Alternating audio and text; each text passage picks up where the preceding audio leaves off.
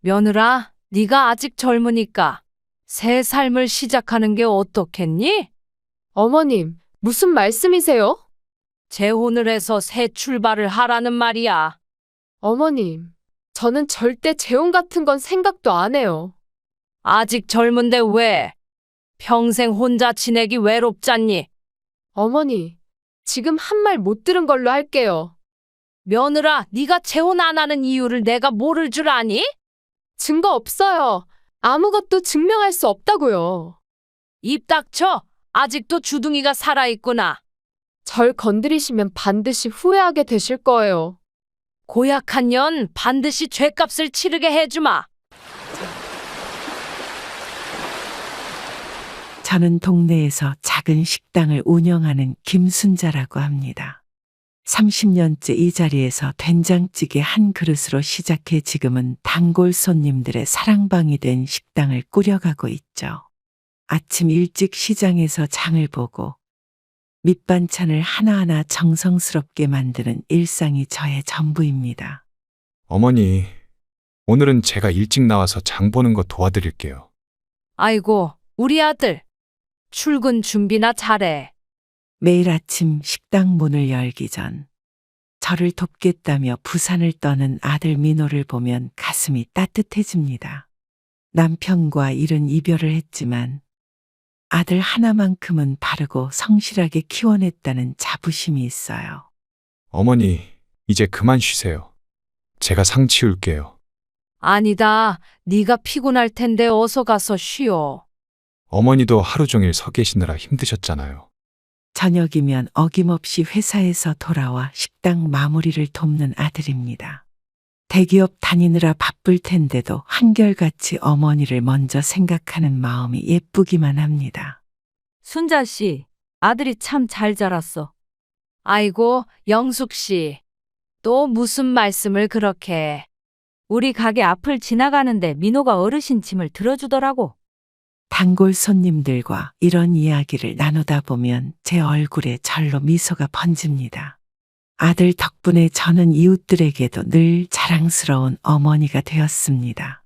어머니, 이번 주말에는 회사 워크숍이라 좀 늦을 것 같아요. 알았어. 아들, 운전 조심히 가고. 퇴근길에 들른 아들이 주말 일정을 전하며 미안한 기색을 보입니다. 저는 괜찮다며 손을 저었지만 아들은 여전히 마음에 걸리는 듯 망설이는 표정을 짓네요.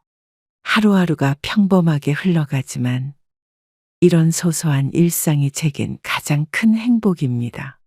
아침이면 장을 보고 점심때는 손님들을 맞이하고 저녁이면 아들과 하루를 마무리하는 생활이 저희 모자의 이야기입니다. 어머니, 내일은 제가 일찍 와서 김치 담그는 거 도와드릴게요. 아이고, 바쁜데 무슨.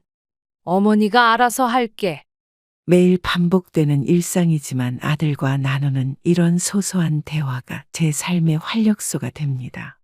힘들 때면 아들의 따뜻한 마음이 제게 큰 위로가 되어주니까요. 지난 밤 늦게까지 장부 정리를 하다가 문득 든 생각입니다. 남편 없이 혼자 아들을 키우면서 힘들었던 시간도 있었지만 지금은 그 모든 게 값진 추억이 되었네요. 어머니, 이제 그만 들어가서 주무세요. 그래, 우리 아들, 내일 또 보자. 이렇게 하루를 마무리하는 저희 모자의 일상이 누군가에게는 평범하게 보일지 모르지만 저에게는 그 무엇과도 바꿀 수 없는 소중한 시간입니다. 평화롭던 어느 날 아들이 평소보다 일찍 퇴근을 했습니다. 식당 문을 닫으려는 찰나 긴장된 표정으로 저를 바라보는 아들의 모습이 눈에 들어왔어요. 어머니, 잠시 시간 좀 내주실 수 있으세요? 무슨 일이니? 얼굴이 왜 그러니?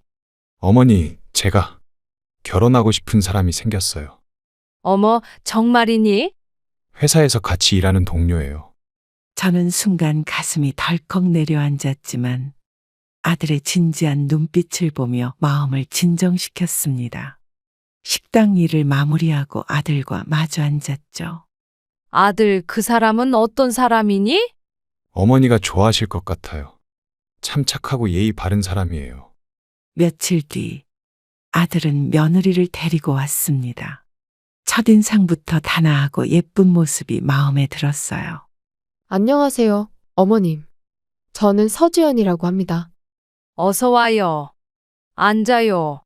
어머님께서 하시는 음식이 정말 맛있다고 민호 오빠가 항상 자랑하더라고요. 지연이의 목소리는 차분하고 부드러웠습니다. 이야기를 나눌수록 배려심 깊고 영리한 아이라는 생각이 들었죠. 어머니, 지연이 어떠세요? 그래, 좋은 아이 같구나. 아들의 눈빛이 기대감으로 반짝였습니다.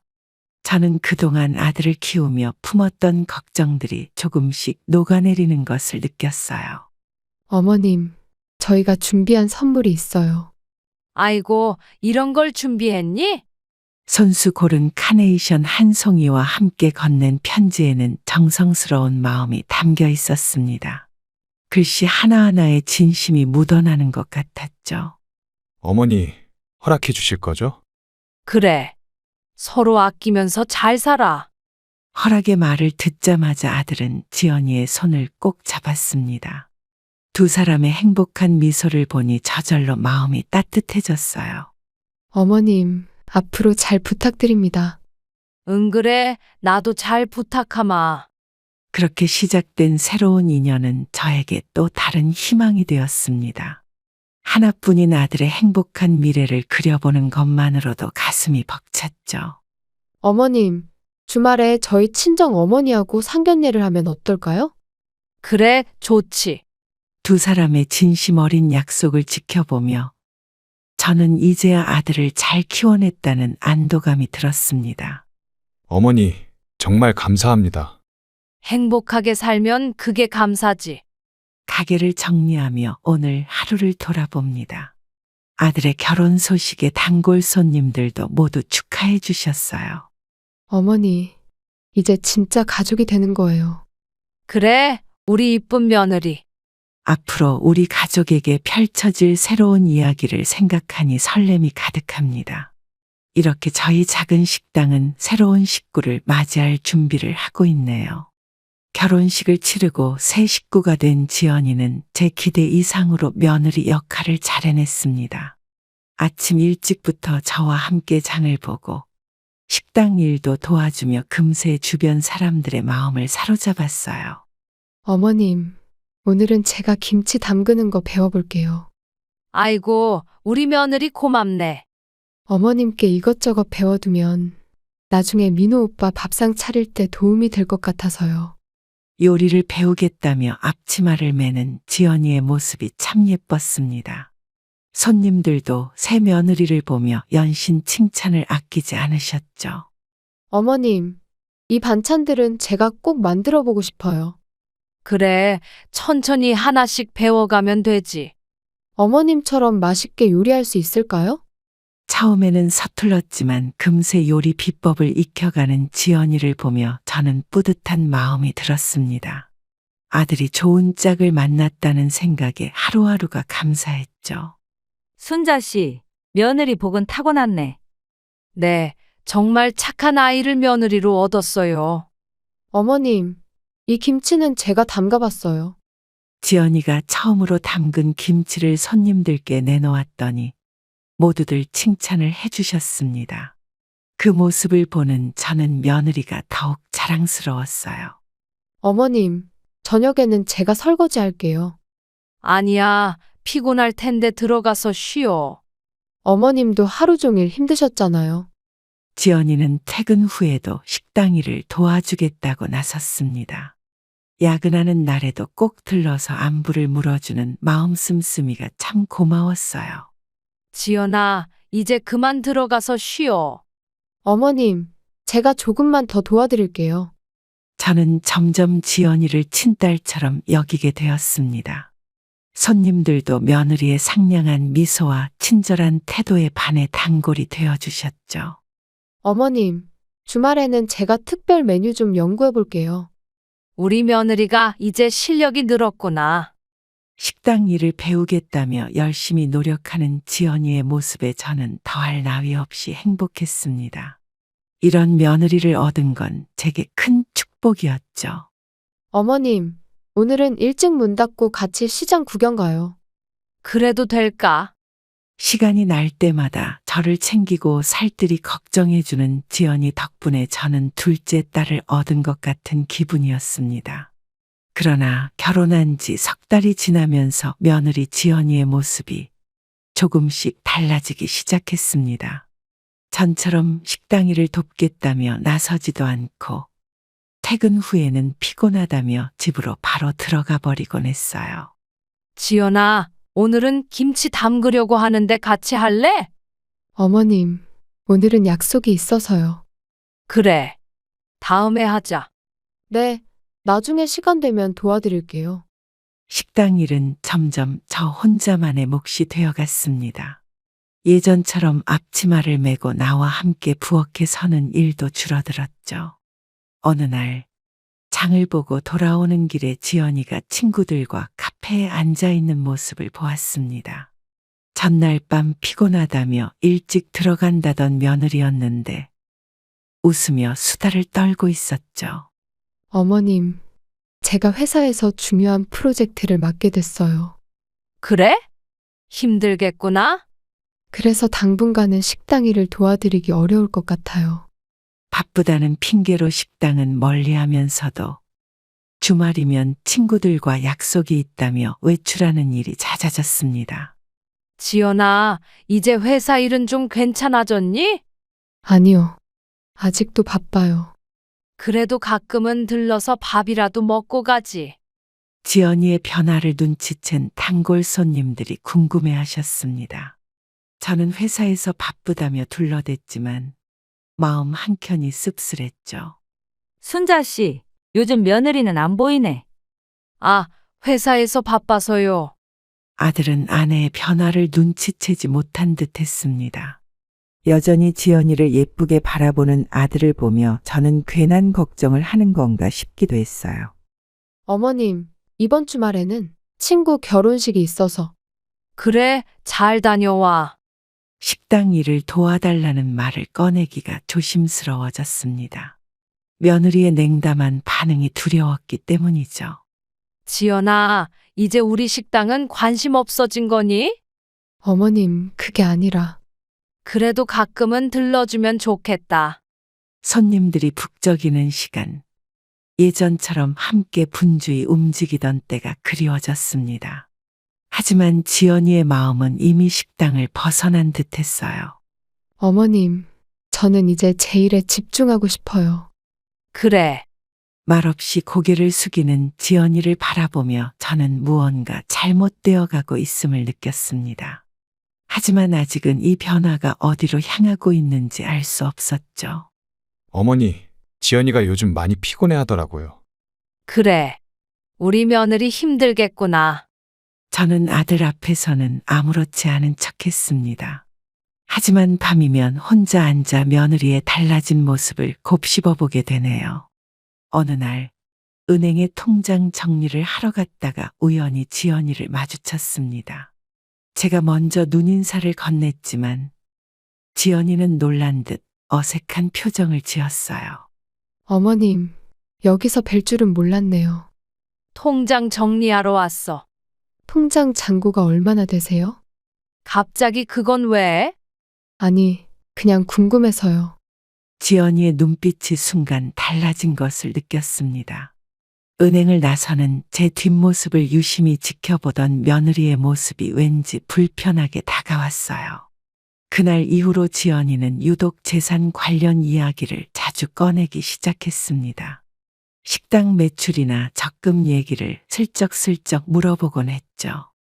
어머님, 식당이 꽤 잘 되시나 봐요? 그저 그렇지 뭐. 건물도 어머님 소유시잖아요. 며느리의 관심이 점점 돈 쪽으로 쏠리는 것을 느낄 수 있었습니다. 식당에는 발길을 끊으면서도 재산 얘기만 나오면 귀를 쫑긋 세우는 모습이 낯설었어요. 지연아, 요새 돈 때문에 걱정되는 일이라도 있니? 아니에요. 그냥 궁금해서요. 그래도 돈 얘기는 조심스러운 거야. 은행 직원과 상담하는 모습도 종종 목격되었습니다. 제가 보는 걸 의식했는지 황급히 자리를 피하곤 했죠. 어머님, 혹시 보험은 들어두신 거 있으세요? 그건 또 왜? 나중을 위해서라도 미리미리 준비해 두시면 좋을 것 같아서요. 식당 장부를 훔쳐보려 했던 것도 목격했습니다. 늦은 밤 계산대 서랍을 살짝 열어보던 지연이의 모습에 저는 가슴이 철렁 내려앉았어요. 어머님, 적금은 얼마나 들고 계세요? 며느라, 아, 죄송해요. 동네 부동산에서도 지연이를 봤다는 이야기를 전해 들었습니다. 제 건물 시세를 알아보러 다녔다는 소문이 들려왔죠.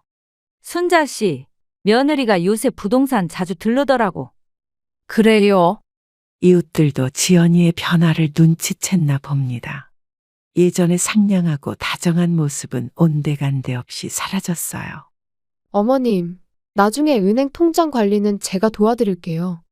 괜찮아. 내가 알아서 할 수 있어. 지연이의 눈빛이 날카로워진 것을 느낄 수 있었습니다. 더 이상 예전의 그 순수한 미소는 찾아볼 수 없게 되었죠. 어머님, 요즘은 자녀들이 부모님 재산 관리 많이 해드린다더라고요. 밤마다 장부를 정리하면서 이런 생각이 듭니다. 제가 그동안 봐왔던 며느리의 모습은 어쩌면 가면이었던 걸까요? 새벽부터 시작된 분주한 일과 중에 갑자기 걸려온 전화 한 통이 있었습니다. 아들의 회사 동료가 다급한 목소리로 전화를 건 거였어요. 어머님, 민호 씨가 갑자기 쓰러졌어요. 뭐라고요?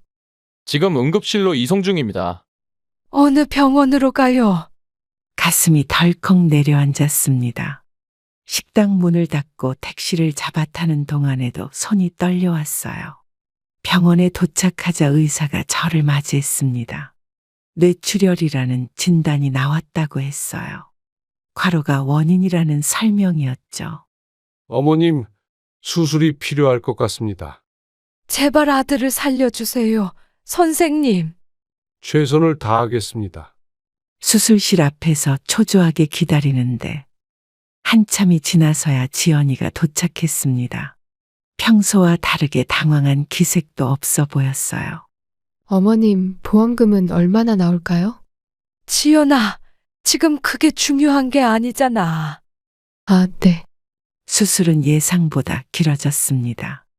의사 선생님은 상태가 생각보다 좋지 않다며 걱정스러운 표정을 지었어요. 어떻게 이 지경이 될 때까지 몰랐죠? 제가 살펴보지 못해서. 앞으로는 더 많은 관리가 필요할 겁니다. 며느리는 의사와 따로 이야기를 나누더니 갑자기 바쁘다며 자리를 비웠습니다. 저는 홀로 수술실 앞을 지켰죠. 어머님, 보호자분 맞으시죠? 네, 왜 그러시죠? 환자분 상태가 매우 위중합니다. 수술은 성공적으로 끝났다고 했지만 아들은 의식을 찾지 못했습니다. 중환자실에서 하루하루를 버티고 있었어요. 어머님, 저는 회사에 다녀올게요. 그래. 며느리는 가끔 얼굴을 비추는 게 전부였습니다. 대신 의사와 따로 만나는 모습이 자주 목격되었어요. 선생님, 제 아들 상태가 어떤가요? 아직은 지켜봐야 할 것 같습니다. 간호사들이 수군거리는 소리가 들렸습니다. 며느리가 의사와 이상한 대화를 나눈다는 이야기였어요. 어머님, 이제 제가 간병을 맡을게요. 아니야, 내가 할 수 있어. 병실에서 밤을 지새우는 동안 아들의 창백한 얼굴을 바라보며 눈물이 흘렀습니다. 시끄럽던 병실 밖에서 들려오는 며느리의 수상한 통화 소리가 자꾸 신경 쓰였어요. 어머님, 보험회사에서 연락이 왔더라고요. 지연아, 네가 왜 그런 걸 먼저 알아보니? 아들의 병실을 지키던 어느 날, 저는 우연히 병원 복도 끝에서 이상한 광경을 목격했습니다. 지연이가 담당이와 단둘이 만나 무언가를 심각하게 의논하고 있었어요. 선생님, 그럼 이렇게 하면 되는 거죠? 보호자분과 상의는 하셨나요? 아니요. 어머님께는 말씀드리지 말아주세요. 그래도 이런 결정은 저는 숨죽인 채 그들의 대화에 귀를 기울였습니다. 뭔가 수상한 낌새를 느꼈지만 자세한 내용은 들리지 않았어요. 어머님, 왜 여기 계세요? 아, 잠깐 산책하러 나왔어. 추운데 병실로 들어가세요. 제가 의사 선생님과 할 얘기가 있어서요. 의사와 며느리의 은밀한 만남은 그 후로도 계속되었습니다. 매번 병원 구석진 곳에서 이루어지는 그들의 대화가 마음에 걸렸어요. 선생님, 아들 상태가 어떤가요? 글쎄요. 아직 의식이 없습니다. 아들의 상태는 날이 갈수록 악화되어 갔습니다. 의식은 여전히 돌아오지 않았고 의료진들의 표정도 점점 무거워졌어요. 선생님, 우리 아들 상태가 왜 이러나요? 뇌출혈 부위가 생각보다 넓어서 그동안 치료가 잘 안 된 건가요? 최선을 다하고 있지만 살릴 수는 있는 거죠? 의사의 말끝마다 흐르는 한숨 소리가 제 마음을 무겁게 했습니다. 중환자실 앞에서 하루하루를 보내는 동안 아들의 상태는 점점 나빠져만 갔어요. 어머님, 이제는 마음의 준비를 하셔야 할 것 같습니다. 환자분의 뇌 기능이 점점 저하되고 있습니다. 그럼 어떻게 해야 할까요? 다음 주가 고비가 될 것 같네요. 중환자실을 지키는 동안 병원 식구들도 모두 걱정스러운 눈빛을 보냈습니다. 매일 찾아오는 아들의 회사 동료들도 안타까워했어요. 부장님이 이렇게 되실 줄은 몰랐어요. 너무 과로하셔서 그런 것 같아요. 빨리 깨어나셨으면 좋겠네요. 의료기기들의 삐 소리가 불규칙해질 때마다 간호사들이 달려왔습니다. 매번 위급 상황이 찾아올 때마다 저는 가슴을 졸여야 했어요. 의료진들의 발걸음은 점점 더 무거워졌고 병실의 공기는 더욱 무거워져만 갔어요. 어머님, 마음의 준비를. 아닙니다. 우리 아들은 반드시 일어날 거예요. 어머님, 이러시면 안 됩니다. 민호야, 엄마가 여기 있다. 어머님, 병실 구석에서 들리는 의료진들의 작은 대화가 제 귀에 들렸습니다. 이제는 시간 문제라는 말이 자꾸 맴돌았어요. 네, 알겠습니다, 선생님. 점점 더 악화되어가는 아들의 상태를 지켜보며 저는 밤마다 눈물로 밤을 지새웠습니다. 하지만 며느리의 눈빛은 날이 갈수록 더욱 이상하게 변해갔어요. 깊어가는 밤, 중환자실의 정막을 깨고 갑자기 의료기기에 경보음이 울렸습니다. 간호사들이 달려왔고 의사가 긴급히 호출되었어요. 어머님, 잠시 밖에서 기다려 주세요. 우리 아들이 어떻게 된 거예요? 호흡이 불안정해졌습니다. 살려주세요. 제발요. 응급조치 준비하세요. 의료진들이 분주히 움직이는 동안 저는 차가운 복도에서 무릎을 꿇고 기도했습니다. 하지만 아들의 심장은 점점 멈춰가고 있었어요. 환자 상태가 위급합니다. 제세동기 준비하세요. 혈압이 계속 떨어지고 있습니다. 며느리는 병원 복도 끝에서 전화 통화를 하고 있었습니다. 위급한 상황인데도 그녀의 목소리에는 이상한 안도감이 묻어 있었어요. 지연아, 빨리 와봐. 네, 금방 가겠습니다. 아들이 위험하대. 결국 의사가 고개를 떨구며 저를 바라보았습니다. 그 순간 저는 모든 것이 끝났다는 것을 직감했어요. 죄송합니다. 더 이상 할 수 있는 게 없습니다. 의료진들이 하나둘 자리를 떠나갔습니다. 차가워진 아들의 손을 잡고 있는데 며느리는 의사와 무언가를 상의하고 있었어요. 사망진단서는 언제 받을 수 있나요? 내일 오전에 발급해 드리겠습니다. 보험 처리는 어떻게? 아들의 마지막 순간에도 차분히 서류 처리를 의논하는 며느리를 보며 저는 한숨조차 나오지 않았습니다. 모든 게 꿈만 같았어요. 어머님, 이제 장례식장으로 가시죠. 절차상 빨리 모셔야 해요. 병원 장례식장으로 향하는 동안 며느리는 계속해서 전화를 주고받았습니다. 누군가와 무언가를 급하게 의논하는 듯했어요. 네, 다 준비됐어요. 곧 시작될 거예요. 걱정 마세요. 이제 다시는 볼 수 없는 아들의 얼굴을 바라보며 저는 모든 걸 놓아버리고 싶었습니다. 하지만 며느리의 수상한 행동이 자꾸만 신경 쓰였어요. 어머님, 정신 차리세요. 우리 민호가 정말 가버린 거니? 이제 장례 절차를 시작해야 해요. 장례식장에서 지연이의 행동은 더욱 이상해졌습니다. 검은 상복을 입고 있으면서도 슬픔보다는 분주한 모습이 더 눈에 띄었어요. 어머님, 조문객 맞이는 제가 할게요. 지연아, 좀 쉬었다 해. 아니에요. 제가 다 처리해야 해요.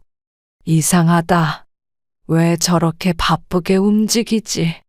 어머님, 보험회사에서 연락이 왔어요. 조문객들이 오고 갈 때마다 며느리는 분주히 움직였습니다. 하지만 그녀의 눈가에는 눈물 한 방울 보이지 않았어요. 제가 정신 똑바로 차리고 있어야죠. 장례식장 한편에서는 낯선 사람들과 이야기를 나누는 모습도 보였습니다.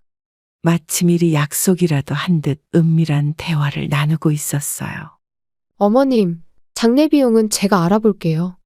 돈 얘기는 나중에 하자. 미리미리 처리해야 할 것들이 많아서요. 상주 자리를 비우고 수시로 전화 통화를 하는 모습도 수상했습니다. 밖으로 나가 누군가를 만나고 오기도 했어요. 어디 다녀왔어? 아, 잠깐 병원에 다녀왔어요. 조문객 중에는 지연이와 눈빛을 교환하는 남자도 있었습니다. 그때마다 며느리는 황급히 밖으로 나가 이야기를 나누었어요. 순자 씨, 며느리가 좀 이상해 보이네요. 저도 그게 걱정이에요. 슬픈 기색이 하나도 없어요. 장례식장 직원들도 수군거렸습니다. 보통의 유가족과는 다른 며느리의 태도가 이상하다는 이야기였어요. 어머님, 화장은 내일 하는 걸로 했어요. 벌써 그런 것까지. 빨리 절차를 마무리 지어야. 밤이 되자 며느리는 피곤하다며 자리를 비웠습니다. 저는 밤새 아들의 영정 앞에서 눈물을 흘렸습니다. 그런데 며느리는 아침이 되어서야 돌아왔어요. 어디 갔다 왔어? 잠깐. 용무가 있어서요. 밤새 어디 있었어? 장례를 치르고 집으로 돌아온 후 지연이는 계속해서 바깥 출입이 잦았습니다. 동네 주민들의 수군거림이 제 귀에까지 들려왔습니다. 며느리가 낯선 남자와 자주 만난다는 소문이 퍼지고 있었어요. 순자 씨, 어제 지연이 봤어요. 어디서요? 시내 카페에서 남자랑 같이 있더라고요. 손도 잡고 있던데. 저는 그날도 평소처럼 식당을 운영하고 있었습니다. 그런데 갑자기 창밖에서 낯선 승용차 한 대가 멈춰섰어요. 어머님, 제가 잠시 나갔다 올게요. 지연아, 저 사람 누구니? 아, 거래처분이에요. 이 동네에 무슨 거래처 사람이? 그 남자는 마치 약속이라도 한 듯이 며느리를 데리러 왔습니다. 까만 선글라스를 낀 모습이 수상해 보였어요. 이웃들도 그 모습을 지켜보고 있었습니다. 동네가 좁다 보니 이런 일이 금세 소문이 되어버렸죠. 저 차 자주 오더라고요. 맞아요. 저번에도 봤어요. 아들이 죽은 지 얼마나 됐다고. 며느리는 그 남자의 차에 올라탔고 두 사람은 수십 분 동안 이야기를 나누었습니다. 창문 너머로 보이는 그들의 모습이 친밀해 보였어요. 어머님, 거래처 미팅이 있어서요. 지연아, 그 사람 정말 거래처 사람이 맞니? 네. 왜 그러세요? 동네 슈퍼마켓 주인도 세탁소 아주머니도 모두 이상한 눈초리를 보냈습니다. 아들의 장례식이 끝난 지 얼마 되지도 않았는데 말이에요. 순자 씨, 저번에는 저 차가 밤늦게 왔더라고요. 그래요. 둘이서 뭐라고 속닥거리더라니까요. 며느리의 거짓말은 그렇게 하나둘씩 밝혀지고 있었습니다. 거래처라고 했지만 그들의 모습은 전혀 업무적으로 보이지 않았어요. 어머님, 저 먼저 들어갈게요. 밥은? 오늘은 약속이 있어서요. 저는 며느리를 위해 새로운 시작을 제안하기로 마음먹었습니다. 아들이 떠난 후 그녀도 힘들었을 거라 생각했기 때문이에요. 지연아, 잠깐 이야기 좀 할까? 네, 어머님. 네가 아직 젊으니까 새 삶을 시작하는 게 어떻겠니? 무슨 말씀이세요? 재혼을 해서 새 출발을 하는 거야. 며느리의 얼굴이 순간 굳어졌습니다. 제 말이 끝나기도 전에 강하게 고개를 저었어요. 어머님, 저는 절대 재혼 같은 건 생각도 안 해요. 아직 젊은데 왜? 민호 오빠 아니면 안 돼요. 하지만 평생 혼자 지내기 외롭잖아. 며느리의 반응이 너무나 격앙되어 있었습니다. 마치 준비된 대답처럼 단호하게 거절하는 모습이 이상했어요. 어머님, 제가 그런 사람으로 보이세요? 그게 아니라 전 절대로 재혼 같은 건 안 해요. 식당 일도 하지 않고 늦게 들어오는 며느리가 재혼을 이야기하자 이렇게 반응하는 게 의아했습니다. 뭔가 석연찮은 구석이 있었어요. 지연아, 그래도 생각은 해봐. 어머님, 다시는 그런 말씀 마세요. 네 인생인데. 이웃들은 며느리의 행실을 걱정하면서도 재혼을 반대하는 그녀의 모습을 칭찬했습니다. 하지만 저는 그 말투에서 어떤 다른 의도를 느꼈어요. 순자 씨, 며느리가 참 의리가 있네요. 그런가요? 요즘 세상에 드문 며느리예요. 매일 밤 늦게 들어오면서도 재혼 이야기만 나오면 펄쩍 뛰는 며느리가 이해되지 않았습니다. 뭔가 큰 계획이 있는 것 같았어요. 어머님, 저는 영원히 이 집을 지킬 거예요. 그게 제가 오빠한테 할 수 있는 도리잖아요. 어느 날 오후 장보기를 마치고 돌아오는 길에 우연히 법무법인 건물 앞에서 며느리를 보게 되었습니다. 평소에는 이 근처에 올 일이 없는 사람인데 수상한 마음에 잠시 지켜보기로 했어요. 변호사님 기다리셨죠? 네, 들어오세요. 상속 문제는 잘 해결될까요? 며느리는 서류가 가득 든 가방을 들고 법률사무소로 들어갔습니다. 저는 맞은편 카페에 앉아 그녀가 나오기를 기다렸어요. 남편의 재산이 모두 부인 앞으로 가능합니다. 어머님 명의는요? 시간이 좀 걸리겠지만 창문 너머로 들리는 대화가 제 마음을 무겁게 했습니다. 아들의 장례식도 끝나기 전부터 이런 준비를 해왔던 것이었네요. 보험금 청구는 진행됐고요. 다른 재산은 어떻게 하면 될까요? 조금만 기다리시면 됩니다. 2시간이 넘는 상담을 마치고 나온 며느리의 표정이 밝아 보였습니다. 마치 큰 성과라도 이룬 것처럼 만족스러워 보였어요. 어머님 명의로 된 것도 제가 가져올 수 있죠? 어머님이 허락하시거나 돌아가시면 법적으로 문제 없습니다. 감사합니다, 변호사님. 법률사무소를 나서는 며느리를 몰래 따라가 보니 또 다른 변호사 사무실로 향했습니다. 이번에는 다른 내용의 상담이 이어졌어요. 식당 건물도 상속 대상이 되나요? 당연히 가능합니다. 절차가 복잡하진 않겠죠? 매주 다른 법률사무소를 찾아다니는 며느리의 모습이 목격되었습니다. 그때마다 상속과 재산 문제를 상담하는 모습이었어요. 상담을 마치고 나온 며느리는 누군가와 전화 통화를 시작했습니다.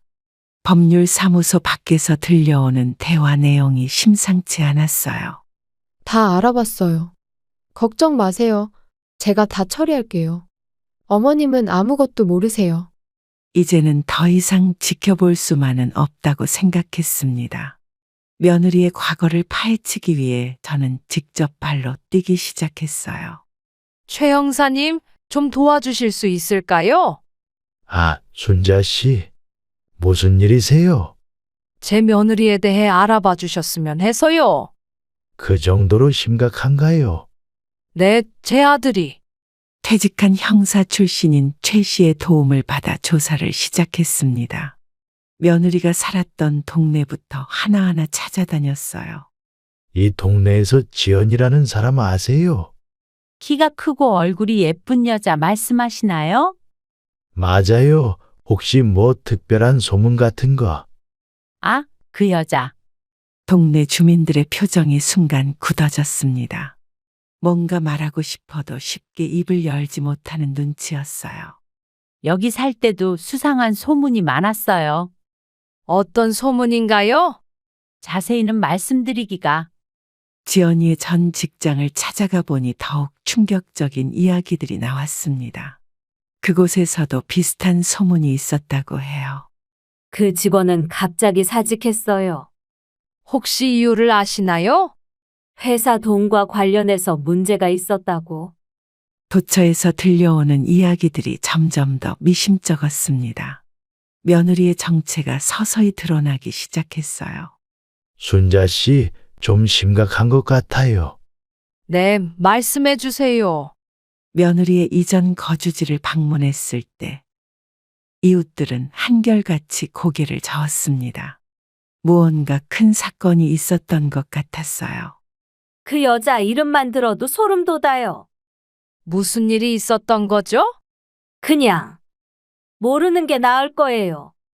며느리의 과거를 파헤치던 중 최 형사님은 며느리의 전 남편을 찾아냈다고 연락을 주셨습니다. 그가 살고 있다는 주소를 들고 저는 바로 그곳으로 향했어요. 혹시 박성민 씨 되시나요? 네. 누구시죠? 저는 서지연 씨의 시어머니입니다. 그의 얼굴이 순간 하얗게 변했습니다. 손끝이 떨리더니 문을 닫으려는 기색이 역력했어요. 잠깐만요. 꼭 물어볼 게 있어서 왔어요. 죄송합니다만 그 여자 얘기는 하고 싶지 않네요. 제발 좀 들어주세요. 저는 이제 그 사람에 대해 할 말이 없습니다. 며느리의 전 남편분의 반응이 너무나 격앙되어 있었습니다. 마치 큰 상처라도 받은 것처럼 제 눈을 피하며 말을 아꼈어요. 혹시 무슨 일이 있었던 건가요? 그냥 잊고 싶은 과거입니다. 남자는 자리를 피하려 했지만 저는 필사적으로 그를 붙잡았습니다. 하지만 그는 고개를 절레절레 저을 뿐이었어요. 그 사람이랑은 상종하지 마세요. 제발 말씀해 주세요. 더 이상의 피해자가 없길 바랄 뿐입니다. 전 남편의 집을 나서는 발걸음이 무거웠습니다. 그가 숨기고 있는 진실이 무엇일지 그것이 두려웠어요. 최 형사님, 뭔가 큰일이 있었던 것 같아요. 더 알아볼까요? 네, 부탁드립니다. 집으로 돌아오는 길. 전 남편의 마지막 말이 자꾸 머릿속을 맴돌았습니다. 피해자라는 단어가 주는 무게감이 너무나 컸어요. 어머님, 어디 다녀오셨어요? 아, 잠깐 볼 일이 있어서 나갔다 왔어. 왜 이렇게 늦으셨어요? 며느리는 평소와 다름없이 상냥하게 대했지만 저는 이제 그 미소가 가면이라는 것을 알게 되었습니다. 전 남편의 두려움 어린 표정이 자꾸만 떠올랐어요. 지연아, 네, 어머님. 아니다. 피곤하니 먼저 들어가 쉬어. 그날 밤 잠들지 못하고 방에서 뒤척이고 있었습니다. 새벽 2시쯤 지연이의 방에서 통화 소리가 들려왔어요. 이제 됐어요. 다 알아봤다니까. 보험금도 곧 나올 거예요. 어머님 돈도 내가 다 빼낼 수 있어요. 심장이 멎는 것 같았습니다. 저는 재빨리 휴대폰을 꺼내 통화 내용을 녹음하기 시작했어요. 걱정 마요. 이미 변호사랑 다 상담했어. 상속권도 문제 없대요. 식당이랑 건물도 제가 다 가질 수 있대요. 며느리의 차가운 웃음소리가 어둠 속에서 메아리쳤습니다. 그 순간 저는 모든 것을 깨달았어요. 돈만 받으면 바로 나갈 거예요. 우리 새로 시작하면 되잖아요. 이번에는 실수하지 않을 거예요. 저는 조용히 방문 앞으로 다가가 귀를 기울였습니다. 며느리의 목소리는 점점 더 흥분된 것처럼 들렸어요. 전 남편 때는 실수했지만 이번엔 달라요. 이미 보험금도 확실하고 어머님도 모르게 다 빼돌릴 수 있어요. 손이 떨려왔지만 끝까지 녹음을 이어갔습니다. 이제는 확실한 증거가 필요했어요. 내일 다시 만나요. 모든 게 다 끝나가요. 통화를 마친 며느리의 발소리가 들려왔습니다. 저는 재빨리 제 방으로 돌아와 이불을 덮었어요. 어머님, 안 주무세요? 아, 화장실 좀 다녀왔어. 저도 잠이 안 와서요. 그날 이후로 저는 며느리의 통화를 몰래 녹음하기 시작했습니다. 매일 밤 그녀의 계획이 하나둘씩 드러나기 시작했어요. 어머님, 내일은 일찍 들어올게요. 그래. 조심히 다녀와. 네, 걱정 마세요. 제가 살고 있는 건물 앞에는 오래된 CCTV가 설치되어 있습니다. 동네 이장님께서 범죄 예방을 위해 설치했다고 하셨는데 그 CCTV가 며느리의 비밀을 고스란히 담아냈어요. 이장님, 혹시 CCTV 좀 볼 수 있을까요? 무슨 일 있으세요, 순자 씨? 제 며느리가 좀 이상해서요. 어떻게 이상하시다는 거죠? 좀 보여주시면 알 것 같아요.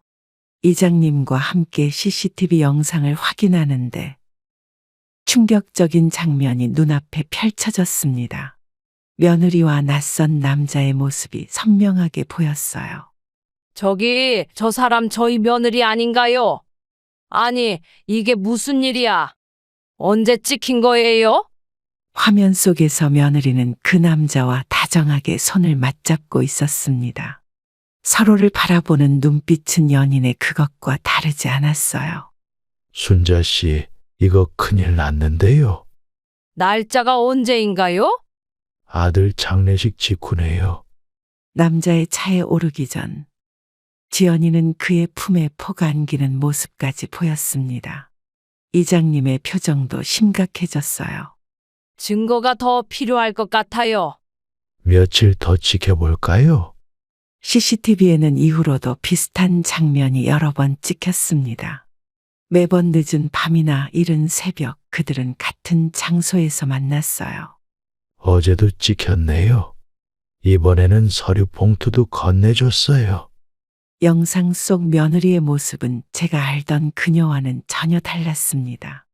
냉정하고 계산적인 표정으로 남자와 무언가를 의논하는 모습이었어요.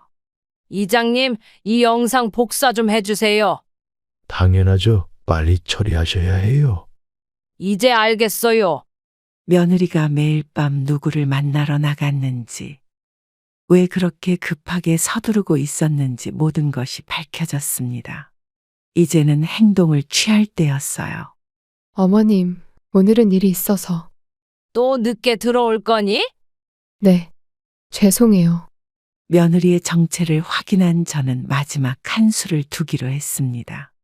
지난 30년간 모은 재산을 모두 기부하겠다고 선언한 거예요.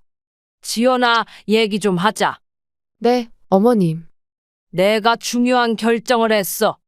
무슨 결정이시죠? 우리 재산 전부를 기부하려고. 며느리의 얼굴이 순간 하얗게 변했습니다. 손끝이 떨리더니 차가운 눈빛으로 저를 노려보기 시작했어요. 갑자기 무슨 말씀이세요? 아들도 갔는데 이제 나는 돈이 필요 없어. 어머님, 그건 안 되죠. 왜? 내 재산인데. 순간 며느리의 본색이 드러나기 시작했습니다. 그동안 보여줬던 상냥한 미소는 온데간데 없이 사라졌어요. 제가 상속받을 재산이잖아요. 뭐라고? 법적으로 제가 받을 수 있는 거예요. 지연이의 목소리가 날카로워졌습니다. 그동안 숨기고 있던 본 모습이 드러나는 순간이었어요. 어머님이 그럴 순 없습니다. 저랑 상의도 없이 그러시면 안 돼요. 내 맘이다. 당장 그 생각 버리세요. 차갑게 식어버린 며느리의 표정을 보며 저는 마음을 다잡았습니다. 이제 모든 걸 밝힐 때가 왔다고 생각했어요. 아들 보험금 노리고 있었다며?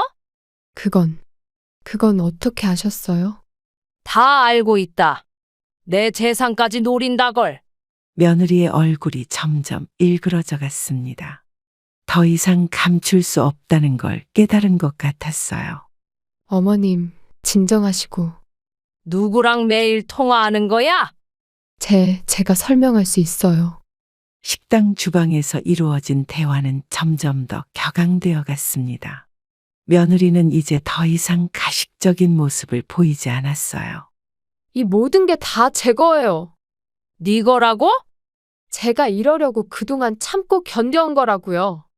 진실이 드러나는 순간 며느리의 눈빛은 마치 야수처럼 변했습니다. 그동안 쌓아온 가면이 순식간에 벗겨져 나갔어요. 절 이렇게 만든 게 다 어머님이에요. 뭐라고? 이제 와서 재산을 기부하겠다고요? 저는 며느리의 범죄 행각을 경찰에 신고하기로 결심했습니다. 하지만 그 순간 며느리가 갑자기 무릎을 꿇고 제 앞에 엎드렸어요. 어머님, 제발 용서해 주세요. 이제 와서 무슨? 전부 다 제 잘못이에요. 그동안 다 알고 있었어. 어머님, 한 번만 기회를 주세요. 며느리의 눈에서는 눈물이 흘러내렸습니다. 하지만 저는 그것이 또 다른 연기라는 걸 알고 있었어요. 너랑 그 남자 만나는 것도 알아. 그건 CCTV에 다 찍혔더라. 순간 며느리의 얼굴이 하얗게 변했습니다. 무릎을 꿇은 채로 온몸이 떨리기 시작했어요. 어머님, 제가 정신이 나갔었나 봐요. 우리 아들은 어쩌고? 죄송해요. 정말 죄송해요. 바닥에 머리를 조아리는 며느리를 바라보며 저는 마음을 다잡았습니다. 아무리 빌어도 용서할 수 없는 일이었어요. 이제 경찰에 신고할 거야. 어머님, 그것만은 제발. 더 이상 속지 않을 거다. 며느리는 제 발목을 붙잡고 놓아주지 않았습니다. 하지만 그녀의 눈빛에는 여전히 계산적인 무언가가 남아 있었어요. 제가 평생 어머님 수발 들게요. 이제 그만해. 이번만 봐주시면 안 될까요? 저는 조용히 전화기를 꺼내 들었습니다. 며느리의 구슬픈 연기는 이제 더 이상 소용없었어요. 네가 우리 가족한테 한 짓. 이제 모든 걸 밝힐 거야. 무릎 꿇고 빌던 며느리는 제가 전화기를 들자 갑자기 돌변했습니다. 마치 야수처럼 달라진 표정으로 저를 노려보기 시작했어요. 그렇게 나오시겠다는 거죠? 네가 진짜 모습을 보이는구나. 어머님이 그렇게 만드신 거예요. 경찰이 도착했을 때 이웃들도 하나둘씩 모여들기 시작했습니다. 동네 사람들은 저마다 알고 있는 정보들을 경찰에게 전달했어요. 그 여자 매일 밤 남자랑 만나는 거 봤어요. 제가 찍은 사진도 있습니다. 순자 씨 아들이 죽기 전부터 수상했어요. 저도 봤어요. 병원에서 의사랑 수상하게 얘기하는 거. 형사들은 신중하게 주변 사람들의 증언을 수집했습니다. 이웃들의 관심이 하나둘씩 진실을 밝히는데 도움이 되었어요. 순자 씨, CCTV 영상이 있다고 하셨죠? 네, 이장님이 보관하고 계세요. 통화 녹음도 있다고 들었습니다. 제가 직접 녹음한 거예요. 검찰 조사관들도 현장에 도착해서 꼼꼼하게 증거를 수집했습니다. 며느리의 휴대폰과 서류들이 증거물로 수집됐어요. 진술서 좀 써주시겠습니까? 당연히 써드려야죠. 목격한 모든 내용을 다. 네, 하나도 빠짐없이 말씀드릴게요. 이웃들은 자발적으로 나서서 증언을 시작했습니다. 그동안 숨겨왔던 이야기들이 하나둘 쏟아져 나왔어요. 장례식장에서도 수상한 행동을, 매일 밤 전화 통화하는 소리가. 수사가 진행될수록 더 많은 증거들이 발견되었습니다. 며느리의 집요한 계획이 하나씩 드러나기 시작했어요. 이 서류들 보세요, 형사님. 보험금 청구서네요. 상속 관련 서류도 있어요. 경찰은 며느리의 통화 내역과 거래 내역을 모두 조사하기 시작했습니다. 모든 정황이 계획된 범죄였음을 가리키고 있었어요. 이건 명백한 증거네요. 이웃들은 그동안 자신들이 보고 들은 것들을 하나도 빠짐없이 경찰에게 진술했습니다. 동네가 하나가 되어 진실을 밝히는데 힘을 모았어요. 순자 씨, 걱정 마세요. 저희가 다 지켜봤어요. 이제 진실이 밝혀질 거예요. 경찰 조사가 진행되면서 충격적인 사실이 드러났습니다. 며느리는 이전에도 비슷한 수법으로 다른 집안을 무너뜨린 전력이 있었어요. 순자 씨, 이거 보셔야겠어요. 무슨 서류인가요? 이전 피해 가정의 진술서입니다. 설마. 똑같은 수법이었어요. 형사가 건네준 서류에는 과거 비슷한 피해를 당한 가정의 이야기가 적혀 있었습니다. 그들의 증언은 제 가슴을 무겁게 눌렀어요. 그쪽에서도 가족 재산이랑 보험금을 노렸다고. 재산까지 모두 가로챘다면서요? 그런데 어떻게 풀려난 거죠? 증거가 부족했대요. 과거 사건의 피해자 가족들이 하나둘 찾아왔습니다. 그들의 아픔은 저의 것과 너무나도 닮아 있었어요. 며느리와 공모한 남자가 갑자기 경찰서를 찾아왔습니다. 그는 더 이상 죄책감을 견딜 수 없다며 모든 것을 털어놓겠다고 했어요. 제가 모든 걸 말씀드리겠습니다. 진술하실 내용이 있다고요. 처음부터 계획된 일이었어요. 어떤 계획이었나요? 그녀가 돈을 위해서 결혼을 이용했어요. 양심 선언을 한 남자는 며느리와 주고받은 문자 메시지, 통화 내역, 계좌 거래 내역까지 모두 제출했습니다. 이제는 도망갈 곳이 없었어요. 더 이상 못 속이겠어요. 왜 이제야 양심 선언을? 죄책감 때문에 잠을 못 이뤘습니다. 경찰이 체포영장을 들고 찾아왔을 때 며느리는 이미 도주를 준비하고 있었습니다. 서지연 씨, 도망가봤자 소용없습니다. 비켜요. 다들 비키라고요. 이제 모든 게 밝혀졌어요. 누가 증거가 있다고 그래요? 당신의 공범이 자백했습니다. 며느리의 얼굴이 순간 하얗게 변했습니다. 하지만 곧 광기 어린 표정으로 바뀌더니 현관문을 향해 달려갔어요. 비상계단을 통해 도망가려던 며느리는 그곳에도 경찰이 대기하고 있는 것을 보고 발걸음을 멈췄습니다. 이제 더 이상 빠져나갈 구멍이 없었어요. 이럴 순 없어요. 얌전히 체포되시죠. 다 망쳤어. 다 망쳤다고요. 마지막 순간까지 며느리는 발악을 했습니다. 그동안의 상냥한 모습은 온데간데 없이 사라지고 광기 어린 표정만 남았어요. 이 못된 시어머니 때문에. 입 닥쳐. 아직도 주둥이가 살아있구나. 증거 없어요. 아무것도 증명할 수 없다고요. 수갑을 차는 순간에도 며느리는 계속해서 소리를 질렀습니다. 그동안 감춰왔던 그녀의 본 모습이 적나라하게 드러났어요. 난 절대로 인정 안 해요. 이제 와서 발버둥 쳐봤자 소용없습니다. 다들 나를 못 믿는 거예요. 경찰차에 탑승하기 직전 며느리는 제게 마지막 도끼 어린 눈빛을 보냈습니다. 그 눈빛에는 증오와 분노가 가득했어요. 어머님, 후회하실 거예요. 네가 후회할 일이지. 법의 심판대 앞에서 마지막까지 버티던 며느리의 모습은 제가 알던 그녀와는 전혀 달랐습니다. 이제야 모든 가면이 벗겨진 거죠. 끌고 가세요. 이게 내 인생 최고의 기회였는데. 며느리가 체포된 후 동네는 다시 평화를 되찾았습니다. 이웃들은 더욱 끈끈한 정을 나누게 되었고 서로를 더 깊이 이해하게 되었어요. 순자 씨, 이제 좀 마음이 놓이시죠? 네, 여러분 덕분에. 우리가 도움이 되어 다행이에요. 이제는 새로운 시작이에요. 이제 저는 식당을 운영하면서 새로운 꿈을 꾸고 있습니다. 아들의 뜻을 이어받아 어려운 이웃을 돕는 일을 시작했어요. 저의 이야기는 여러 사람들에게 전파되어 비슷한 피해를 막는 데 도움이 되고 있습니다. 많은 분들이 저를 찾아와 조언을 구하곤 해요. 순자 씨 덕분에 우리도 정신 차렸어요. 이제는 서로가 서로를 더 잘 살피게 됐죠. 이웃의 정이 이렇게 소중한 줄 몰랐네요. 식당은 이제 단순한 장사 공간이 아닌 이웃들의 따뜻한 쉼터가 되었습니다. 매일 아침 문을 열 때마다 새로운 희망을 느끼게 돼요.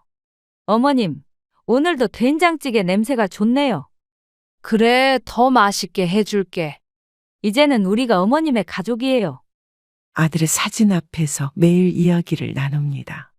하늘나라에 있는 아들에게 전하고 싶은 이야기가 많아졌어요. 순자 씨, 우리도 같이 봉사활동 가요. 그래요. 함께 가요. 이제는 서로가 서로의 힘이 되어줘야죠. 마을 사람들과 함께하는 시간이 늘어나면서 저의 마음속 상처도 조금씩 아물어가고 있습니다. 이제는 앞만 보고 걸어갈 수 있게 되었어요. 어머님, 오늘도 파이팅이에요.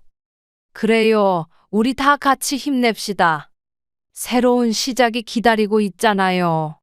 세상에는 우리가 생각하는 것보다 더 많은 아기가 존재할 수 있습니다. 하지만 그만큼 우리 주변에는 더 많은 선의와 따뜻함이 있다는 것을 깨달았어요. 돈이나 재산보다 더 소중한 것은 우리 곁에 있는 이웃들의 진심 어린 마음이라는 걸 이제는 알게 되었습니다. 누군가의 겉모습만 보고 판단하지 말아야 한다는 것, 그리고 의심스러운 상황이 있다면 주저하지 말고 주변에 도움을 요청해야 한다는 것을 말씀드리고 싶습니다.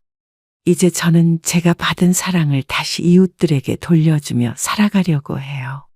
아들이 제게 마지막으로 남긴 것은 더 넓은 세상을 볼 수 있는 눈과 더 따뜻한 사랑을 나눌 수 있는 마음이었으니까요. 어르신, 잠깐만요. 할아버지, 무슨 일이세요? 이거 꼭 읽어보셔야 합니다. 근데 손을 왜 이렇게 떠시나요? 어젯밤에 제가 들은 얘기가 있어서요. 무슨 얘기를요? 쪽지를 읽어보시면 아실 거예요. 절대 명의전 하시면 안 됩니다.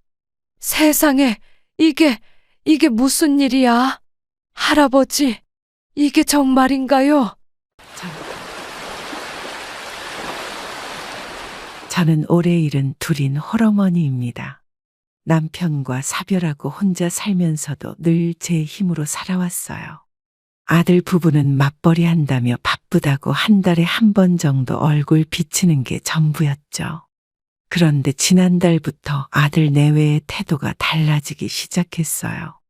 갑자기 주말마다 찾아와서는 반찬도 해주고 청소도 해주더라고요. 어머니, 저 왔어요. 오늘은 제가 어머니 좋아하시는 장조림 해드릴게요. 그래? 바쁜데 이런 걸 다 하고. 어머님, 저희가 너무 바빴다고 핑계대기만 했네요. 이제부터는 주말마다 찾아뵐게요. 맞아요, 어머니. 요즘 며느리 교육 받고 있어요. 시부모님께 효도하는 법이요. 아들과 며느리의 갑작스러운 변화가 기쁘면서도 한편으로는 불안했어요.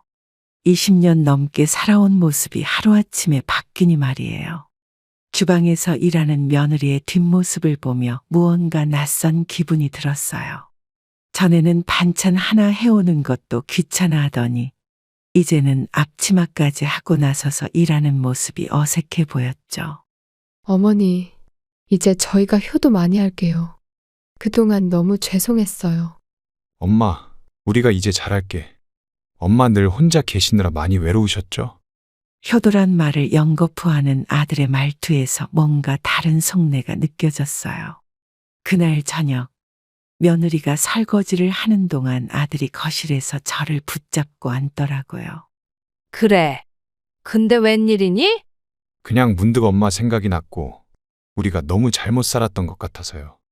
저는 아들의 눈빛이 예전과 다르단 걸 느꼈어요. 뭔가 제게 바라는 게 있는 것 같은 눈빛이었죠. 다음 주말에도 어김없이 아들 내외가 찾아왔어요. 이번엔 김치까지 담가주겠다고 하더라고요.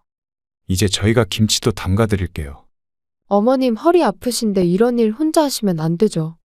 아이고, 됐다. 나 아직은 그 정도 일할 수 있어. 어머니, 이제 저희가 다 해드릴게요. 어머니는 편하게 쉬세요. 갑자기 이렇게 변한 아들 내외가 고마우면서도 한편으로는 마음 한구석이 불편했어요. 20년 동안 찾아오지도 않던 자식들이 갑자기 이렇게 변하다니 뭔가 석연찮은 구석이 있었죠. 평소 같으면 절대 할머니 집에 자겠다고 하지 않던 손주가 요즘은 주말마다 제 집에서 자고 가겠다고 하네요. 아들 며느리가 데리고 오면서부터 손주의 태도도 달라지기 시작했어요. 어느 토요일 저녁, 손주가 갑자기 제 무릎에 머리를 기대더라고요. 할머니, 나 여기서 자고 갈래. 왜 그러니? 집에 가서 자야지. 할머니랑 더 있고 싶어요. 할머니가 좋아. 손주의 달라진 모습이 신기하면서도 한편으로는 이상한 기분이 들었어요. 절대 할머니 집에서 자지 않겠다던 아이가 갑자기 이러니 말이에요. 할머니, 용돈 좀 주세요. 학원비가 부족해서요. 얼마나 필요한데? 20만 원만 주세요. 다음에 엄마 아빠한테 받아서 꼭 갚을게요. 평소엔 절대 용돈을 달라고 하지 않던 손주였는데 요즘은 이렇게 돈 얘기를 자주 꺼내네요. 그날 밤 손주가 잠든 후 문득 예전 생각이 났어요. 작년까지만 해도 할머니 집은 지루하다며 오지 않으려 했던 손주인데 말이에요. 할머니, 나 학원비 말고 스마트폰도 바꾸고 싶어요. 갑자기 왜 그러니? 친구들은 다 새 핸드폰 쓰는데 나만 옛날 거 쓰고 있어서요. 손주의 말투에서 뭔가 다른 사람의 말을 옮기는 듯한 느낌을 받았어요. 마치 누군가의 대본을 읽는 것처럼 어색한 말투였죠. 다음 날 아침, 아들 내외가 일찍 와서 손주를 데리러 왔어요.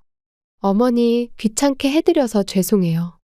퇴근 무렵, 옆집 할아버지가 엘리베이터에서 저를 보더니 의미심장한 말씀을 하셨어요. 손주가 할머니 집에 자주 오나 봐요. 네, 요즘 자주 와요. 갑자기 할머니를 자주 찾아온다면 다 속셈이 있어서 그래요. 할아버지의 말씀이 가슴에 콕 박혔어요.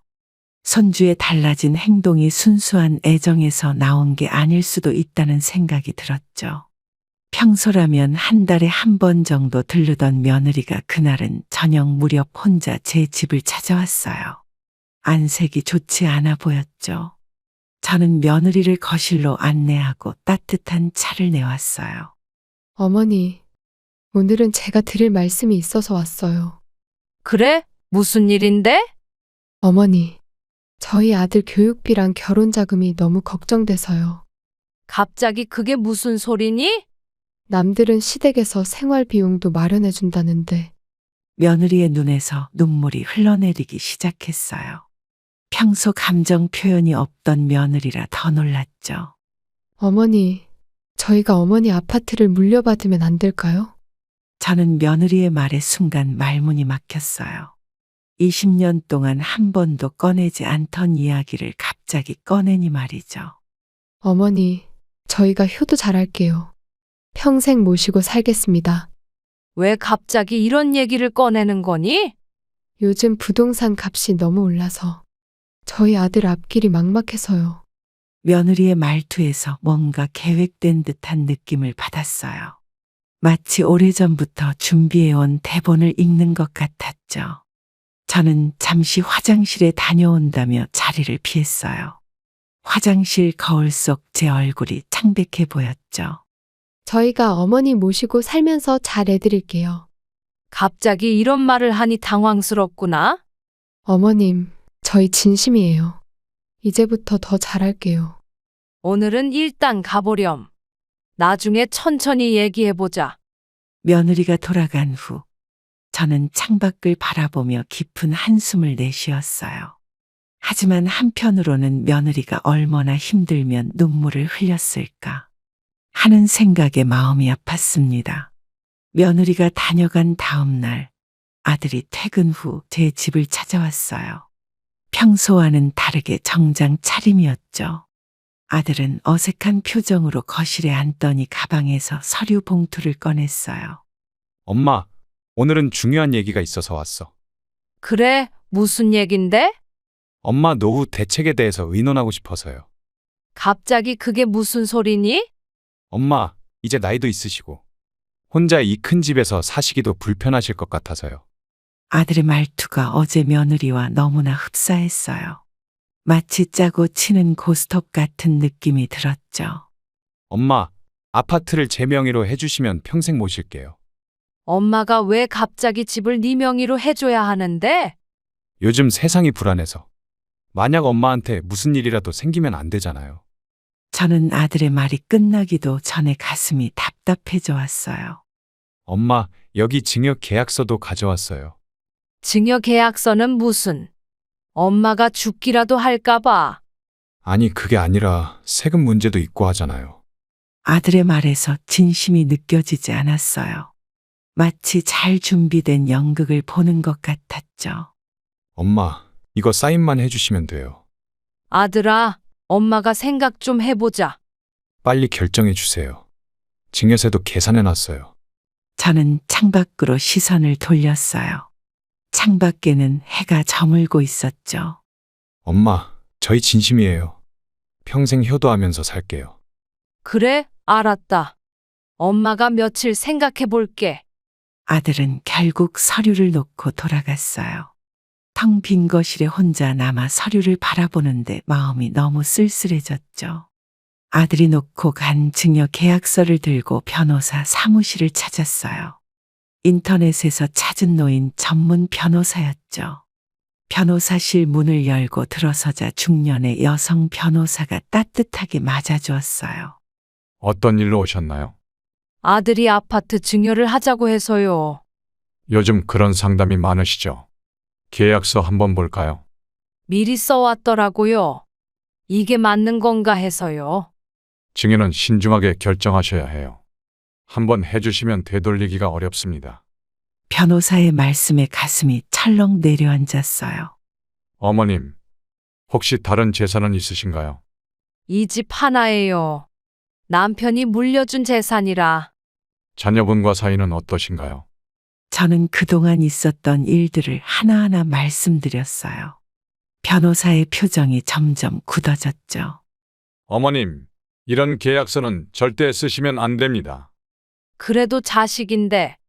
재산을 미리 다 주시면 나중에 후회하실 수 있어요. 변호사는 컴퓨터로 무언가를 보여주시더니 비슷한 사례들을 설명해 주셨어요. 작년에도 비슷한 사례가 있었어요. 그 어머님은 결국 길거리에 나앉으셨죠. 설마 우리 아들이 그러겠나요? 모든 부모님들이 그렇게 말씀하세요. 설마 우리 자식이 그러면서요. 변호사의 말씀이 가슴 한켠을 찔렀어요. 남편이 물려준 이 집을 지키지 못하면 어쩌나 하는 두려움이 밀려왔죠. 일단 공증도 하지 마시고 도장도 찍지 마세요. 네, 알겠습니다. 혹시 이웃이나 친척 중에 믿을 만한 분 계신가요? 저는 문득 옆집 할아버지가 떠올랐어요. 늘 저를 걱정해 주시던 그분이 생각났죠. 법적으로 어머님 재산은 어머님 것입니다. 누구도 강제로 가져갈 순 없어요. 변호사 사무실을 나오는데 마음이 무거웠어요. 이제 아들에게 어떤 말을 해야 할지, 어떻게 거절해야 할지 고민이 되더라고요. 변호사와 상담을 마치고 집으로 돌아오는 길이었어요. 엘리베이터에서 옆집 할아버지를 마주쳤죠. 할아버지는 저를 보시더니 평소와는 다른 진지한 표정을 지으셨어요. 아주머니, 잠깐 시간 좀 내주시겠어요? 네, 무슨 일이신가요? 제가 며칠 전부터 수상한 걸 봤거든요. 수상하다뇨? 아들 내외가 늦은 밤에 현관문 앞에서 뭔가 얘기하는 걸 들었어요. 저는 할아버지의 말씀에 순간 긴장이 되었어요. 아주머니 아들 내외가 밤마다 몰래 와서 문 앞에 서성이더라고요. 혹시 무슨 얘기를 하던가요? 자세한 건 모르겠지만 돈 관련 문제였던 것 같아요. 제가 귀가 좀 밝아서 문밖 소리가 다 들리거든요. 제가 이런 말씀을 드리는 게 조심스럽지만 아니에요. 말씀해 주셔서 감사합니다. 아주머니 조심하세요. 요즘 세상이 험해요. 며칠 후 아들 내외가 갑자기 저희 집을 찾아왔어요. 늘 바쁘다며 한 달에 한 번 얼굴 보기도 힘들다던 아들이 이번엔 서류 가방까지 들고 왔더라고요. 거실에 앉자마자 며느리가 먼저 입을 열었어요. 평소와는 다른 다급한 목소리였죠. 어머니, 이번이 기회예요. 무슨 기회? 지금 부동산이 많이 올랐대요. 어머님 아파트도 거의 2배가 됐다고 하더라고요. 아들은 노트북을 펴더니 부동산 시세 자료를 보여주기 시작했어요. 엄마, 우리 동네가 재개발 들어간대. 그래서 지금이 제일 좋은 타이밍이래요. 아파트 값이 더 오르기 전에 빨리 결정하셔야 해요. 저는 순간 당황스러웠어요. 남편이랑 같이 장만한 이 집에서 계속 살고 싶었거든요. 나 이 집에서 계속 살 거야. 어머니 관리하기 힘드시잖아요. 그래도 저희가 대신 관리해 드릴게요. 며느리는 준비해온 서류들을 하나씩 꺼내 보여주기 시작했어요. 어머님, 이게 다 어머님을 위한 거예요. 엄마, 나중에 후회하지 마세요. 지금이 아니면 이런 기회 없을 거예요. 아들은 매일같이 전화를 걸어 재촉했어요. 엄마, 내일은 결정하실 거죠? 좀 더 생각해 볼게. 빨리 결정 안 하시면 큰일 난다니까요. 솔직히 저도 고민이 많았어요. 나이가 들수록 큰 집을 관리하는 게 버거워지는 건 사실이니까요. 밤마다 남편 사진을 보며 이야기를 했어요. 여보, 우리 아들한테 주는 게 맞을까요? 어차피 나중에는 줘야 하는데. 그래도 불안한 마음이 자꾸 드네요. 하지만 결국 아들의 말을 따르기로 했어요. 자식이 설마 부모한테 나쁜 짓을 하겠어. 내 뱃속에서 나온 자식인데. 그렇게 스스로를 위로하며 명의 이전을 결심했던 거예요. 아들도 며느리도 요즘 들어 더 자주 찾아왔고 효도도 많이 하는 것 같았거든요.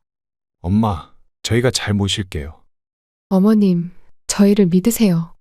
공인중개사 사무실에서 만나기로 한 날이 다가왔어요. 아침부터 가슴이 왠지 불안했지만 제 마음을 다독였죠. 우리 아들이잖아. 괜찮을 거야. 다음 날 아침 갑자기 초인종이 울렸어요. 문을 열어보니 옆집 할아버지가 서 계셨죠. 아주머니, 이거 꼭 보셔야 할 것 같아서요.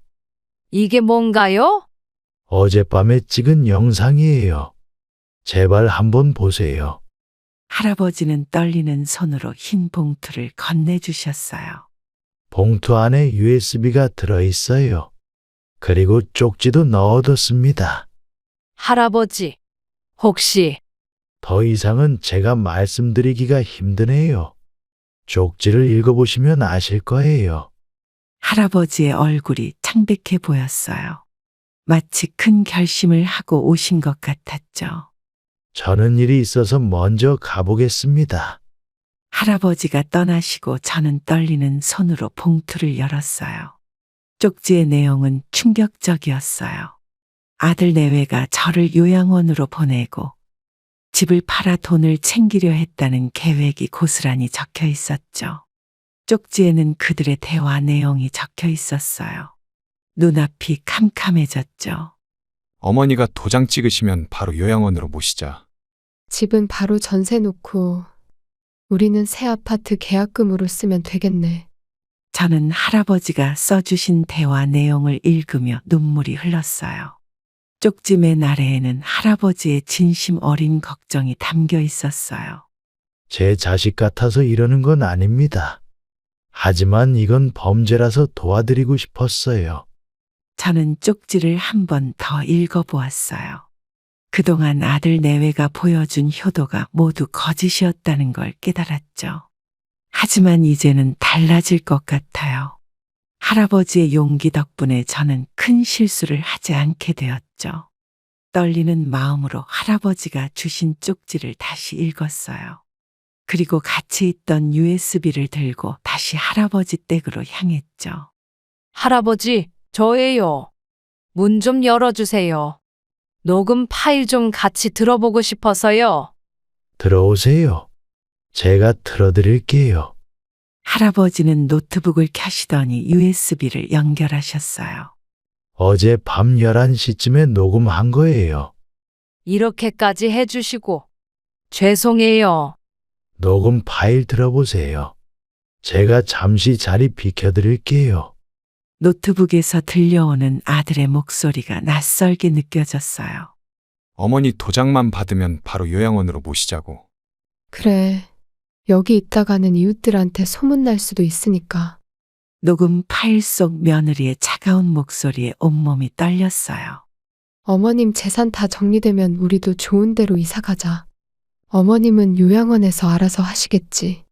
저는 녹음 파일을 끝까지 다 듣지 못하고 노트북을 닫았어요. 할아버지, 이게 정말인가요? 제가 거짓말할 이유가 없죠. 어쩜 이럴 수가. 내 자식들이. 할아버지는 따뜻한 차를 내오시며 위로의 말을 건네셨어요. 세상에 이런 일이 한두 번이 아니에요. 그동안의 효도가 다 거짓이었던 거네요. 이제라도 아신 게 다행이에요. 저는 할아버지 댁을 나와 집으로 돌아왔어요. 거실 벽시계는 9시를 가리키고 있었죠. 2시간 뒤면 아들 내외가 올 거예요. 하지만 이제는 전혀 다른 마음으로 그들을 맞이하게 될 것 같아요. 아들 사진이 걸려 있는 거실 벽을 바라보며 생각에 잠겼어요. 그동안 제가 얼마나 순진했는지 깨달았죠. 지갑 속에 있던 증여 계약서를 꺼내 찢어버렸어요. 이제는 더 이상 아들의 달콤한 말에 속지 않을 거예요. 그날 밤 저는 잠을 이루지 못했어요. 창밖으로 보이는 달빛만 바라보며 뒤척였죠. 침실 벽에 걸린 가족 사진이 달빛에 희미하게 비쳤어요. 아들이 대학 졸업할 때 찍은 사진이었죠. 그때는 참 순수했었는데 내가 네 교육비 대느라 얼마나 고생했었나. 이제는 그 돈이 아까워지는구나. 혼잣말로 중얼거리다 문득 서랍장에서 옛날 앨범을 꺼냈어요. 애비 없는 자식 키운다고 얼마나 고생했나. 밤늦게까지 식당 일 하면서도 항상 웃으면서 다녔는데 앨범 속 아들의 어린 시절 사진들이 제 마음을 더 아프게 했어요.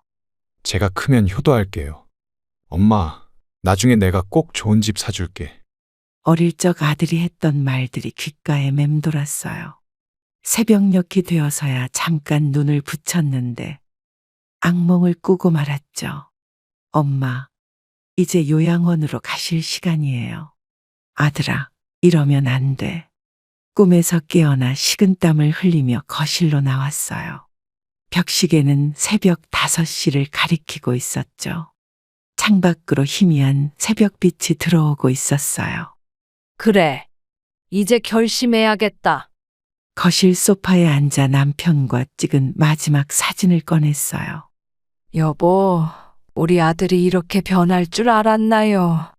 당신이 떠나고 나서 혼자 키운 게 잘못이었나? 남편의 사진을 보며 한참을 울었어요. 아침이 밝아오자 저는 씻지도 않은 채 옷을 갈아입었어요. 오늘은 아들 내외에게 확실한 답을 줘야 할 것 같았죠. 거실 탁자 위에 놓인 증여 계약서를 다시 한번 바라봤어요. 이제는 더 이상 망설이지 않을 거야. 창밖으로 보이는 아침 햇살이 유난히 차갑게 느껴졌어요. 아침 일찍 할아버지가 다시 찾아오셨어요. 어제와는 다른 단단한 표정이셨죠. 아주머니, 일단 녹음 파일은 증거가 된다고 하네요. 할아버지의 말씀에 제 마음이 더 무거워졌어요. 이런 일은 변호사의 도움을 받는 게 좋을 것 같아요. 그런데 제가 어디서부터 시작해야 할지. 제가 아는 믿을 만한 변호사가 있습니다. 할아버지는 한 장의 명함을 꺼내 건네주셨어요. 이분은 노인 문제를 전문적으로 다루시는 분이에요. 근데 이런 상황에서 제가 아들을 고소한다는 게 가족이라고 봐주면 나중에 더 큰 일이 생깁니다. 저는 할아버지가 건네주신 명함을 한참 바라봤어요. 이제라도 단단히 마음 먹으셔야 해요. 네. 아들이지만 이젠 저도 제 앞길을 봐야겠네요. 할아버지는 제 어깨를 토닥이며 위로해 주셨어요. 힘내세요. 제가 끝까지 증인이 되어 드리겠습니다. 고맙습니다. 정말 감사해요. 저는 떨리는 손으로 변호사 사무실에 전화를 걸었어요. 변호사님, 제가 좀 찾아뵈어도 될까요? 네, 오전 11시에 뵙겠습니다. 전화를 끊고 나니 이상하게 마음이 편안해졌어요. 창밖을 보니 아침 햇살이 밝게 비치고 있었죠. 이제는 더 이상 도망치지 않고 현실과 마주하려고 해요. 1시간 후면 변호사를 만나러 갈 시간이에요. 서랍 속 증여 계약서를 챙기며 마음을 다잡았어요. 자식이지만 이제는 제 인생을 지키기 위해 싸워야 할 것 같아요. 시간이 흐르고 약속대로 아들 내외가 도장과 서류를 들고 찾아왔어요. 마치 승리를 확신하는 듯한 표정이었죠. 어머니, 저희가 왔어요. 그래. 앉아라. 어머니, 도장 가져오셨죠? 저는 아들 내외를 물끄러미 바라봤어요. 이제는 그들의 가식적인 미소가 너무나 분명하게 보였죠. 엄마, 빨리 도장 찍고 끝내자. 니네들 계획대로 안 될 것 같다. 네. 무슨 말씀이세요? 어젯밤에 니네들이 현관문 앞에서 한 얘기 다 들었다. 순간 아들 내외의 얼굴이 하얗게 변했어요. 엄마, 무슨 소리 하시는 거예요? 요양원에 보내고 집을 팔 거라고 했지? 며느리의 손이 떨리기 시작했어요. 아들은 안절부절 못하는 모습이었죠. 이제 더 이상의 거짓말은 필요 없겠다. 어머니, 그건 오해이신 것 같은데. 오해? 그렇게 믿고 싶겠지. 증거도 다 있다. 아들의 얼굴이 순식간에 일그러졌어요. 엄마, 우리가 얼마나 효도했다고요. 그 효도가 다 거짓이었다는 것도 알아. 거실에 무거운 침묵이 흘렀어요. 창밖에서 들리는 새소리만이 정적을 깨고 있었죠. 이제 돌아가. 다시는 오지 마라. 엄마, 이럴 순 없어요. 니네들이 먼저 이런 선택을 한 거야. 아들 내외는 창백한 얼굴로 자리에서 일어났어요. 마지막으로 현관문이 닫히는 소리가 들렸을 때 저는 긴 한숨을 내쉬었어요. 이제야 정말 끝이 난 것 같았죠. 마음은 아프지만 후회는 없었어요. 거실 탁자 위에 놓인 증여 계약서를 가지고 창가로 걸어갔어요. 창밖으로 보이는 노을이 유난히 붉었죠. 마치 제 마음처럼요. 명의 이전을 거절한 후 아들 내외의 태도가 완전히 달라졌어요. 설날이 다가오는데도 연락 한 통 없더라고요. 이웃들이 설날 준비는 어떻게 하냐고 물어볼 때마다 마음이 무거웠죠. 아주머니, 이번 설날에 아들내 오나요? 글쎄요. 아직 연락이 없네요. 옆집 아주머니의 말에 저는 쓴웃음만 지었어요. 평소 같았으면 추석 일주일 전부터 아들이 연락했을 텐데 이번엔 달랐어요. 엄마, 올해는 처가에서 보내기로 했어. 문자 한 통으로 끝내는 아들을 보며 눈물이 났어요. 명절날 아침, 텅 빈 집안이 너무 쓸쓸했죠. 여보, 우리 아들이 이렇게 변할 줄 알았어요. 남편 사진 앞에 차례상을 차리며 혼잣말을 했어요. 그때 갑자기 초인종이 울렸어요. 혹시나 하는 마음에 문을 열었죠. 아주머니, 혼자 계시다길래 찾아왔어요. 할아버지가 제사 음식을 들고 서 계셨어요. 혼자 먹기 뭐해서 같이 먹으려고 가져왔어요. 할아버지의 따뜻한 마음씨가 오히려 더 서럽게 느껴졌어요. 텔레비전에서는 명절 특집 프로그램이 한창이었죠. 요즘 자식들은 다 그래요. 너무 마음 아파하지 마세요. 할아버지의 위로가 제 마음 한켠을 울렸어요. 저녁이 되어서야 아들에게서 전화가 왔어요. 엄마, 내일은 처가 큰댁에 가기로 했어. 이제는 그마저도 남 같은 목소리로 말하는 아들이 낯설게 느껴졌어요. 창밖으로 보이는 보름달이 유난히 쓸쓸해 보였죠. 한 달이 지나고 제 생일이 다가왔어요. 하지만 아들에게서는 아무런 연락이 없었죠. 매년 케이크를 들고 오던 손주도 이제는 올 수 없나 봐요. 그래도 이웃들이 챙겨주신 덕분에 외롭지는 않았어요. 이제는 이런 게 제 새로운 일상이 된 것 같아요. 이웃 아주머니에게서 충격적인 소식을 들었어요.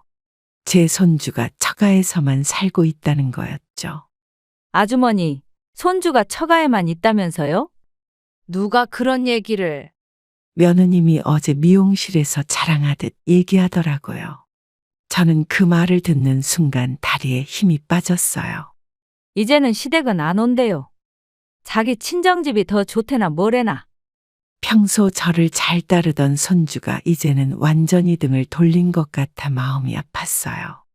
며느님이 친정집은 새 아파트라고 자랑하더라고요. 아이고, 제가 알던 며느리가 아닌가 봐요. 완전히 태도가 달라졌어요. 저는 손주 사진이 있는 냉장고 쪽으로 시선을 돌렸어요. 할머니, 나중에 크면 효도할게요. 어릴 적 손주가 했던 말이 문득 떠올랐어요. 할머니 집에서 살고 싶어요. 그때는 그렇게 말하더니 이제는 완전히 달라져 버렸네요.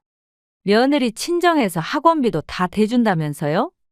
그렇게 해서라도 잘 자랐으면 좋겠네요. 이웃 아주머니의 위로가 오히려 더 서글프게 느껴졌어요. 저녁이 되어 혼자 밥을 먹는데 문득 손주 생각이 나서 핸드폰을 열었어요. 손주에게 문자라도 보내볼까 하다가 차마 손가락이 움직이지 않았죠. 이제는 연락조차 못하는 사이가 되어버렸나 봐요. 창밖으로 하교하는 학생들이 보이네요. 손주도 저렇게 크겠죠. 이제는 그 모습조차 볼 수 없다는 게 너무 서글퍼요. 아파트 노인정에서 충격적인 소문을 들었어요.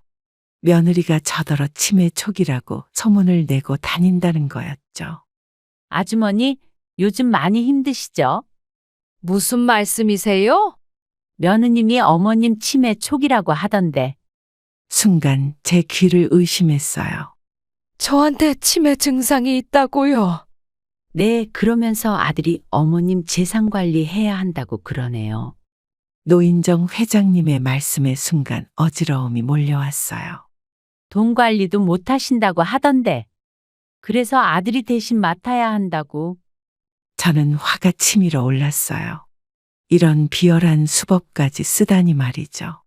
제가 멀쩡한 거 다들 아시잖아요. 그러니까 우리가 더 걱정이지. 옆집 할아버지가 노인정으로 찾아오셨어요. 아주머니, 며느님이 은행에서도 그런 얘기하고 다닌대요. 은행에서도요? 통장 관리권을 빼앗으려고 하나 봐요.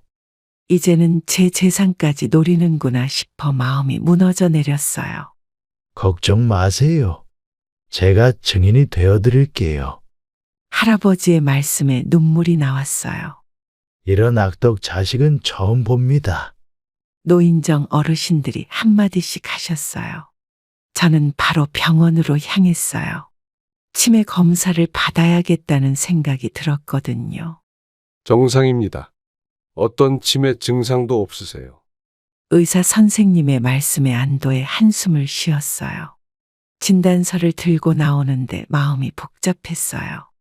자식이 이렇게까지 해야 하나 싶어 서글펐죠. 이제는 제 명예까지 더럽히려고 하는구나 싶었어요. 며느리가 노인정에 찾아왔다는 소식을 들었어요. 저에 대한 거짓 소문을 더 퍼뜨리러 온 거죠. 저는 며느리가 도착하기 전에 노인정 구석자리에 앉아 지켜보기로 했어요. 어머님이 요즘 너무 힘드세요. 며느리는 눈물까지 글썽이며 아주 생쇼를 하더라고요. 치매 초기 증상이 보여서 저희가 너무 걱정입니다. 돈도 자꾸 잃어버리신다고 하시고. 노인정 어르신들은 며느리의 거짓 연기에 동정의 눈빛을 보내셨어요. 저희가 어머님 재산 관리해야 할 것 같은데. 얼마나 속상하겠어. 저는 더는 참을 수가 없어서 자리에서 일어났어요. 네가 무슨 말을 하는 거니? 제 목소리에 며느리가 화들짝 놀라 뒤돌아봤어요. 어머니? 언제 오셨어요? 거짓말하는 거 다 들었다. 노인정이 순식간에 조용해졌어요. 어머니, 이건 오해예요. 며느리가 거짓말하는 걸 제가 직접 봤어요.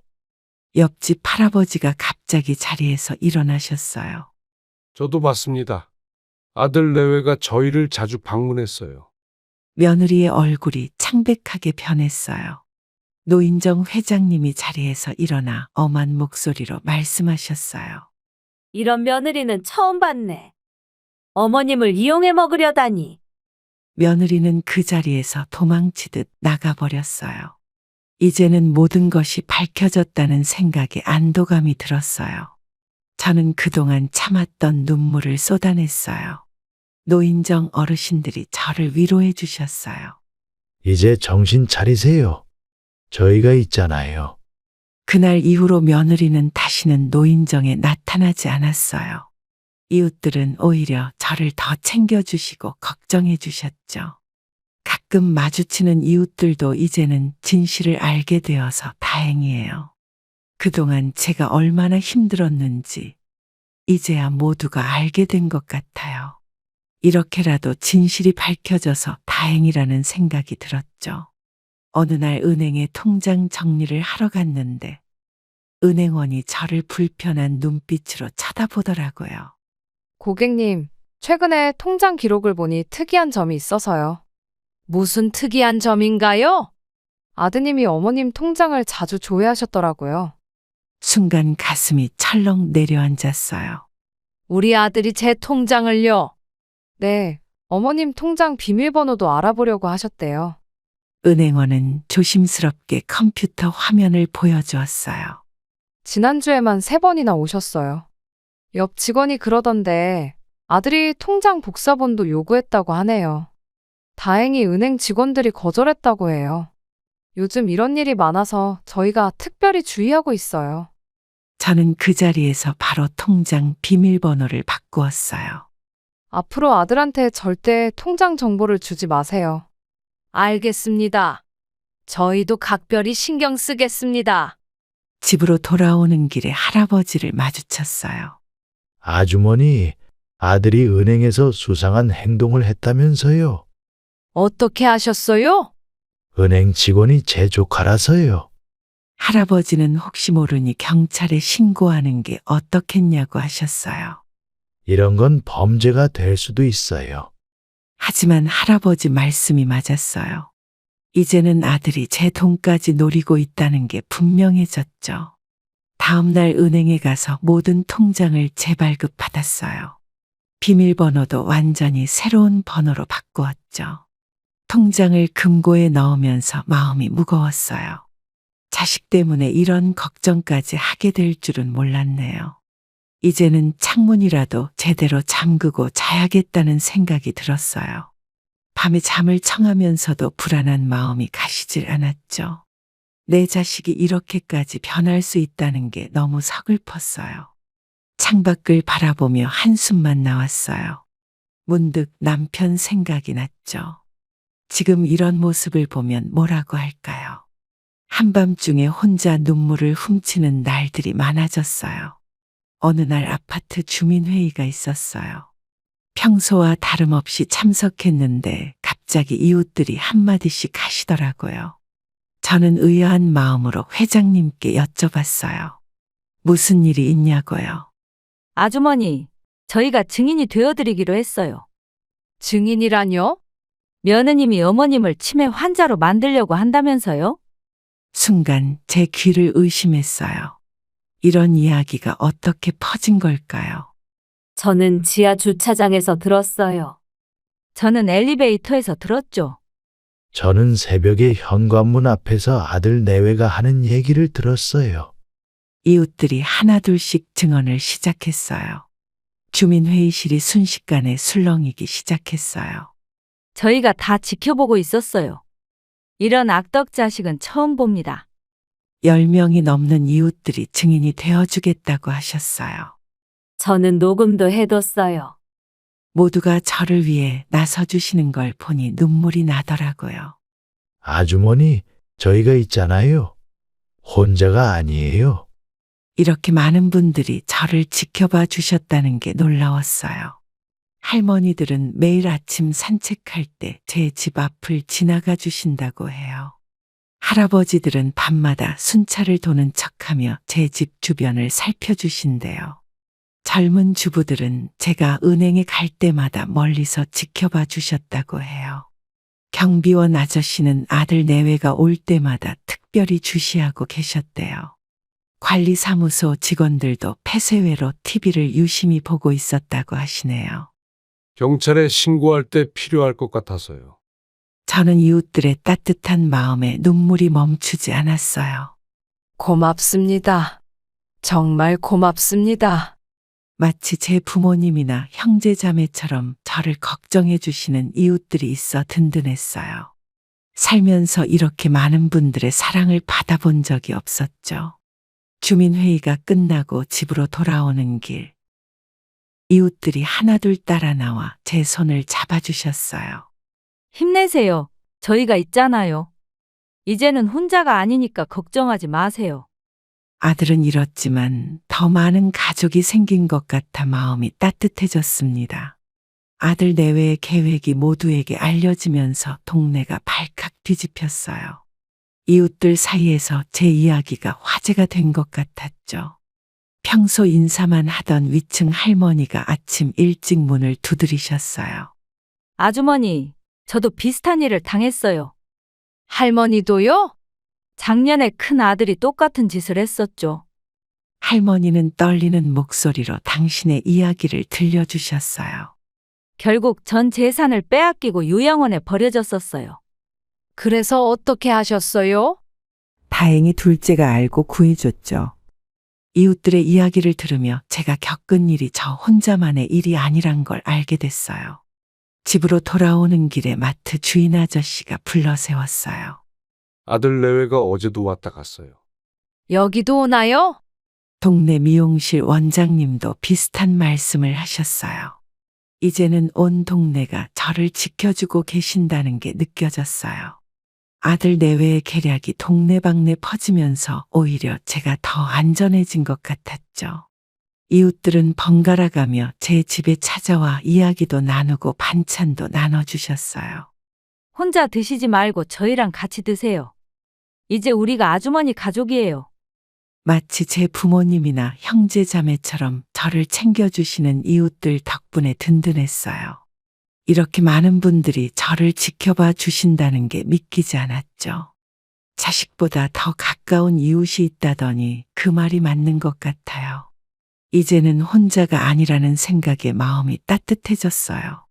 삶이란 게 참 묘한 것 같아요. 힘든 일이 있어야 진짜 가족이 누군지 알게 되나 봅니다. 이웃들의 관심과 사랑 덕분에 제 마음도 조금씩 치유되어 가는 것 같아요. 앞으로는 더 이상 자식 걱정하면서 혼자 끙끙 앓지 않기로 했어요. 병원에서 치매 진단을 다시 한번 받기로 했어요. 변호사님 말씀으로는 제가 멀쩡하다는 증거가 더 필요하다고 하시더라고요. 대학병원 치매 검사실에 들어서니 의사 선생님이 반갑게 맞아주셨어요. 어머님, 오늘은 꼼꼼하게 검사해 보도록 할게요. 선생님, 제가 정상이란 걸 꼭 증명하고 싶어요. 걱정 마세요. 검사만 잘 받으시면 됩니다. 의사 선생님은 제 말씀을 듣고 한숨을 쉬셨어요. 2시간 넘게 진행된 검사는 생각보다 까다로웠어요. 기억력 테스트부터 시작해서 그림 그리기, 숫자 외우기까지 다양한 검사를 받았죠. 어머님, 검사 결과가 나왔습니다. 어떤가요, 선생님? 어머님은 같은 연령대보다 오히려 기억력이 더 좋으세요.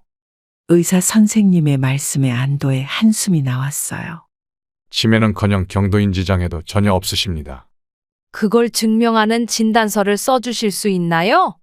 의사 선생님은 자세한 검사 결과와 함께 진단서를 작성해 주셨어요. 법원에 제출하실 거라고 들었습니다. 네, 아들이 제가 치매라고 거짓말을 하고 다녀서요. 진단서를 받아들고 나오는데 마음이 복잡했어요. 내 아들 때문에 이런 증명까지 해야 한다는 게 서글펐죠. 병원을 나오니 할아버지가 기다리고 계셨어요. 검사 결과가 어떻게 나왔나요? 다행히 아주 정상이래요. 그걸로 아들을 고소하실 건가요? 저는 잠시 망설였어요. 아무리 그래도 내 자식인데 고소까지 해야 하나 싶었죠. 망설이시면 안 됩니다. 더 큰일이 나기 전에 막아야 해요. 할아버지 말씀이 맞았어요. 이대로 두면 더 큰일이 날 수도 있겠다는 생각이 들었죠. 변호사 사무실로 향하는 발걸음이 무거웠어요. 어머님, 진단서 가지고 오셨나요? 네, 여기 있습니다. 이제 법적 대응을 시작해야 할 것 같네요. 변호사님은 아들 내외의 행동이 명백한 범죄라고 하셨어요. 치매 진단서까지 위조하려고 했다면서요. 네, 동네 병원을 돌아다니면서. 그것만으로도 큰 죄가 됩니다. 결국 저는 아들을 고소하기로 결심했어요. 이제는 더 이상 물러설 수 없었죠. 법원에 고소장을 제출하는 날, 하늘이 유난히 흐렸어요. 이제 시작입니다. 네, 끝까지 하겠습니다.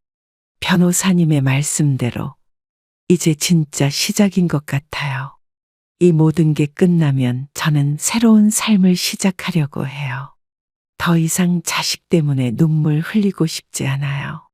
이제는 제 인생을 찾아가려고 합니다. 드디어 재판이 시작됐어요. 법정에 들어서니 아들 내외가 이미 와 있었죠. 예전과는 다른 초췌한 모습이었어요. 이웃들이 하나둘 증인석에 서기 시작했어요. 모두가 제 편이 되어 증언을 해주셨죠. 저는 직접 들었습니다. 아들 내외가 어머님을 요양원에 보내기로 한다는 걸요. 며느님이 동네방네 치매 소문을 내고 다녔어요. 은행에서 불법으로 통장 정보를 알아내려고 했습니다. 할아버지는 녹음 파일까지 법원에 제출하셨어요. 이건 제가 직접 녹음한 증거입니다. 얼마나 치밀하게 계획을 세웠는지 다 들어보시면 아실 거예요. 아들은 증인들의 증언을 들으며 고개를 푹 숙이고 있었어요. 엄마, 잘못했어요. 이제 와서 뭘? 정말 죄송합니다. 며느리는 끝까지 잘못을 인정하지 않더라고요. 어머님이 오해하신 거예요. 저희가 효도하려고 했던 건데. 판사님은 모든 증거를 꼼꼼히 살펴보셨어요. 치매 진단서를 위조하려고 한 정황이 있네요. 그건 아니에요, 판사님. CCTV 영상도 있습니다. 동네 병원에서 아들이 거짓 진단서를 요구하는 장면이 영상에 찍혔대요. 이 정도면 명백한 범죄입니다. 어머님을 속이고 재산을 빼앗으려 했군요. 재판이 끝나갈 무렵 아들이 갑자기 일어나 무릎을 꿇었어요. 엄마, 제가 정신이 나갔었나 봐요. 왜 이렇게 됐니? 돈이 너무 탐이 나서. 제가 잘못했어요. 법정 안이 순간 조용해졌어요. 판사님은 아들의 행동이 계획적인 범죄라고 판결하셨어요. 피고인에게 실형을 선고합니다. 나오는 길에 변호사님이 위로해 주셨어요. 이게 더 나은 선택일 수 있습니다. 이제 어떡하죠? 새로운 시작을 하셔야죠. 법원을 나서는데 하늘이 유난히 맑았어요. 이제는 정말 새로운 삶을 시작해야 할 것 같아요. 아들은 잃었지만 제 삶은 되찾았으니까요. 이웃들이 기다리고 있다가 저를 꼭 안아주셨어요. 이제 끝났어요, 아주머니. 저희가 있잖아요. 법원을 나오면서 마음 한켠이 홀가분해지는 느낌이었어요. 이제는 제 인생을 살아야겠다는 생각이 들었죠. 재판이 끝나고 며칠 뒤, 저는 큰 결심을 하게 됐어요. 평생 모은 재산을 의미 있게 쓰고 싶다는 생각이 들었죠. 노인보호센터를 찾아가 상담을 받았어요. 선생님, 제 재산을 기부하고 싶어요. 갑자기 무슨 일이신가요? 비슷한 일을 겪는 노인분들을 돕고 싶어서요. 정말 큰 결심을 하셨네요. 상담사 선생님은 제 이야기를 진지하게 들어주셨어요. 저는 그 자리에서 바로 기부를 결심했어요. 법적 절차는 제가 도와드리겠습니다. 감사합니다. 꼭 하고 싶어요. 집으로 돌아오는 길에 할아버지를 만났어요. 정말 대단한 결심을 하셨네요. 이제는 제가 받은 도움을 돌려주고 싶어요. 좋은 선택을 하신 것 같아요. 이웃들도 하나둘씩 제 결정을 알게 되었어요. 아주머니, 정말 대단하세요. 존경스러운 결정이에요. 남편 사진 앞에 앉아 오랜만에 이야기를 했어요. 당신도 이 결정을 좋아하시겠죠? 며칠 뒤 공익법인과 약속이 잡혔어요. 어르신의 결정이 많은 분들에게 도움이 될 거예요. 정말 그랬으면 좋겠습니다. 기부 계약서에 도장을 찍는 순간 마음이 홀가분해졌어요. 이제 새로운 시작이네요. 네, 새롭게 시작하고 싶어요. 이제 이 집은 저와 비슷한 아픔을 겪는 분들의 쉼터가 될 거예요. 자식 때문에 마음 아픈 부모님들의 안식처가 되겠죠. 이런 결정을 하고 나니 오히려 제 마음이 더 편안해졌어요. 돈이나 집이 전부가 아니라는 걸 이제야 깨달은 것 같아요. 이제는 더 의미 있는 일을 하면서 살고 싶어요. 아파트를 기부하기로 한 후 지인이 소개해준 전세집을 보러 다녔어요. 복지관 근처에 있는 작은 아파트였죠. 어르신, 이 집은 어떠세요? 아담하고 좋네요. 복지관도 가깝고 시장도 바로 앞이에요. 관리비도 적당할 것 같고. 부동산 중개사가 전세 계약서를 준비하는 동안 저는 창밖을 바라봤어요. 이제 여기서 새로운 시작을 하시는 거네요. 네, 기대가 됩니다. 복지관 관장님도 집을 보러 와주셨어요. 어르신, 여기 좋으시겠어요. 네, 마음에 들어요. 복지관에서 걸어서 5분이면 되니까 매일 오실 수 있겠네요. 계약을 마치고 나오는데 마음이 한결 가벼워졌어요. 짐 정리는 저희가 도와드릴게요. 고맙습니다. 집으로 돌아와 짐을 정리하기 시작했어요. 30년 넘게 살던 집이라 버릴 게 많았죠. 아주머니, 제가 도와드릴게요. 할아버지, 이런 것까지. 이웃 사촌이 이럴 때 도와줘야죠. 옆집 할아버지가 오셔서 무거운 짐을 옮기는 걸 도와주셨어요. 이사 가시면 많이 보고 싶을 거예요. 저도 그래요. 이웃들이 가장 아쉽네요. 자주 놀러 오세요.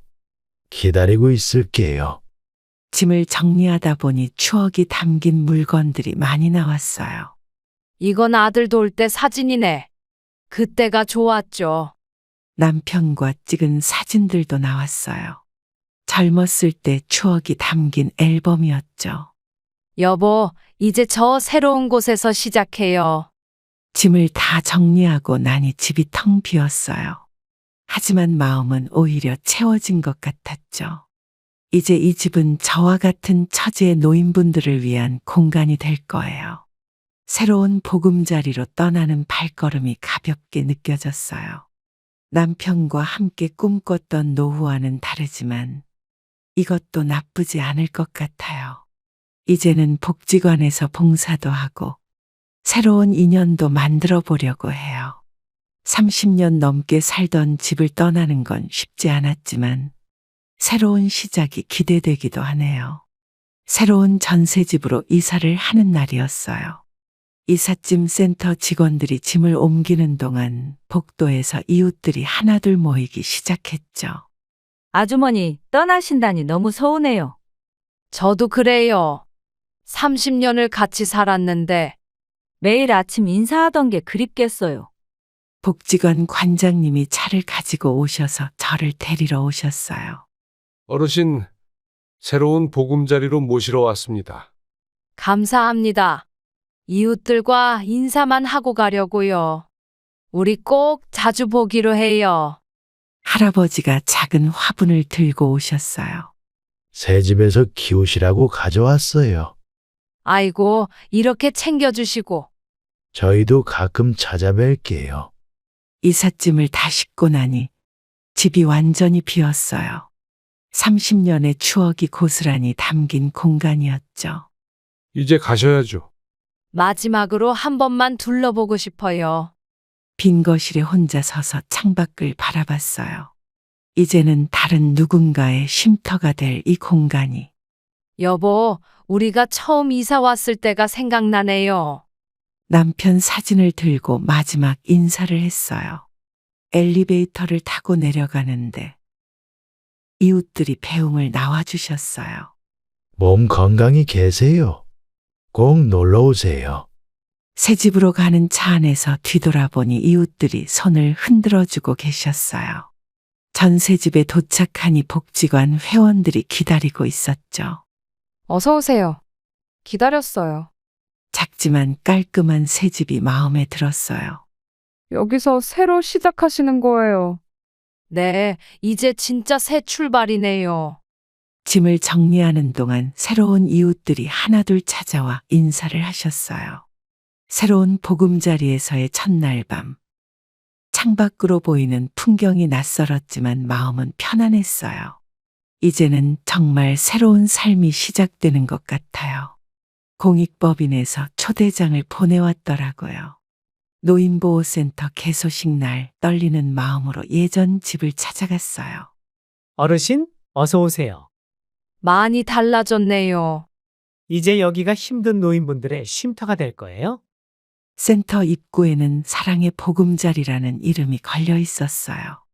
이름이 참 좋네요. 어르신 덕분에 이런 공간이 생겼어요. 개소식장에는 많은 분들이 오셨더라고요. 정말 귀한 일을 하셨습니다. 이런 곳이 꼭 필요했어요. 여기서 힘든 분들이 쉬어가실 거예요. 그러시겠죠. 제가 겪은 것처럼요. 이웃 할아버지도 축하해주러 오셨어요. 아주머니가 이런 큰일을 하실 줄 몰랐네요. 다 할아버지 덕분이에요. 앞으로 많은 분들이 도움을 받겠어요. 복도를 걷는데 문득 예전 생각이 났어요. 여기서 손주랑 놀았었는데, 이제는 다른 할머니들의 추억이 쌓이겠네요. 센터장님이 저를 새로 만든 프로그램실로 안내하셨어요. 어르신께서 상담 봉사도 해주시면 좋겠어요.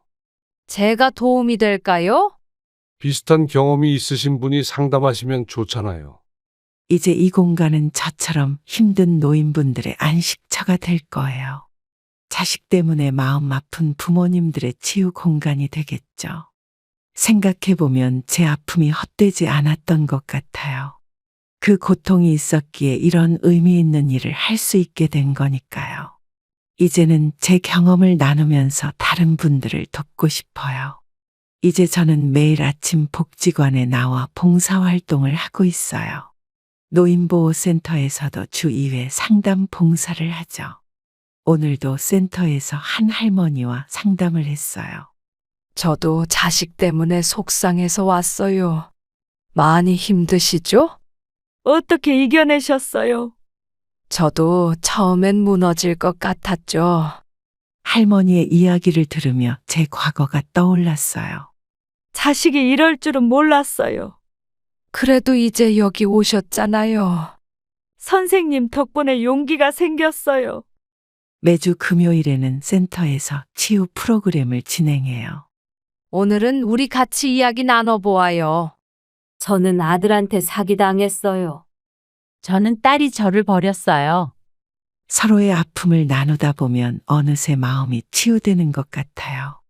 이제는 혼자가 아니에요. 우리가 서로를 의지하면서 살아요. 복지관에서는 노인 학대 예방 강의도 하고 있어요. 여러분, 내 자식이라고 무조건 믿으면 안 됩니다.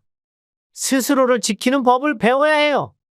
센터장님은 제가 이곳의 산증인이라고 하세요. 어르신 덕분에 많은 분들이 도움을 받고 계세요.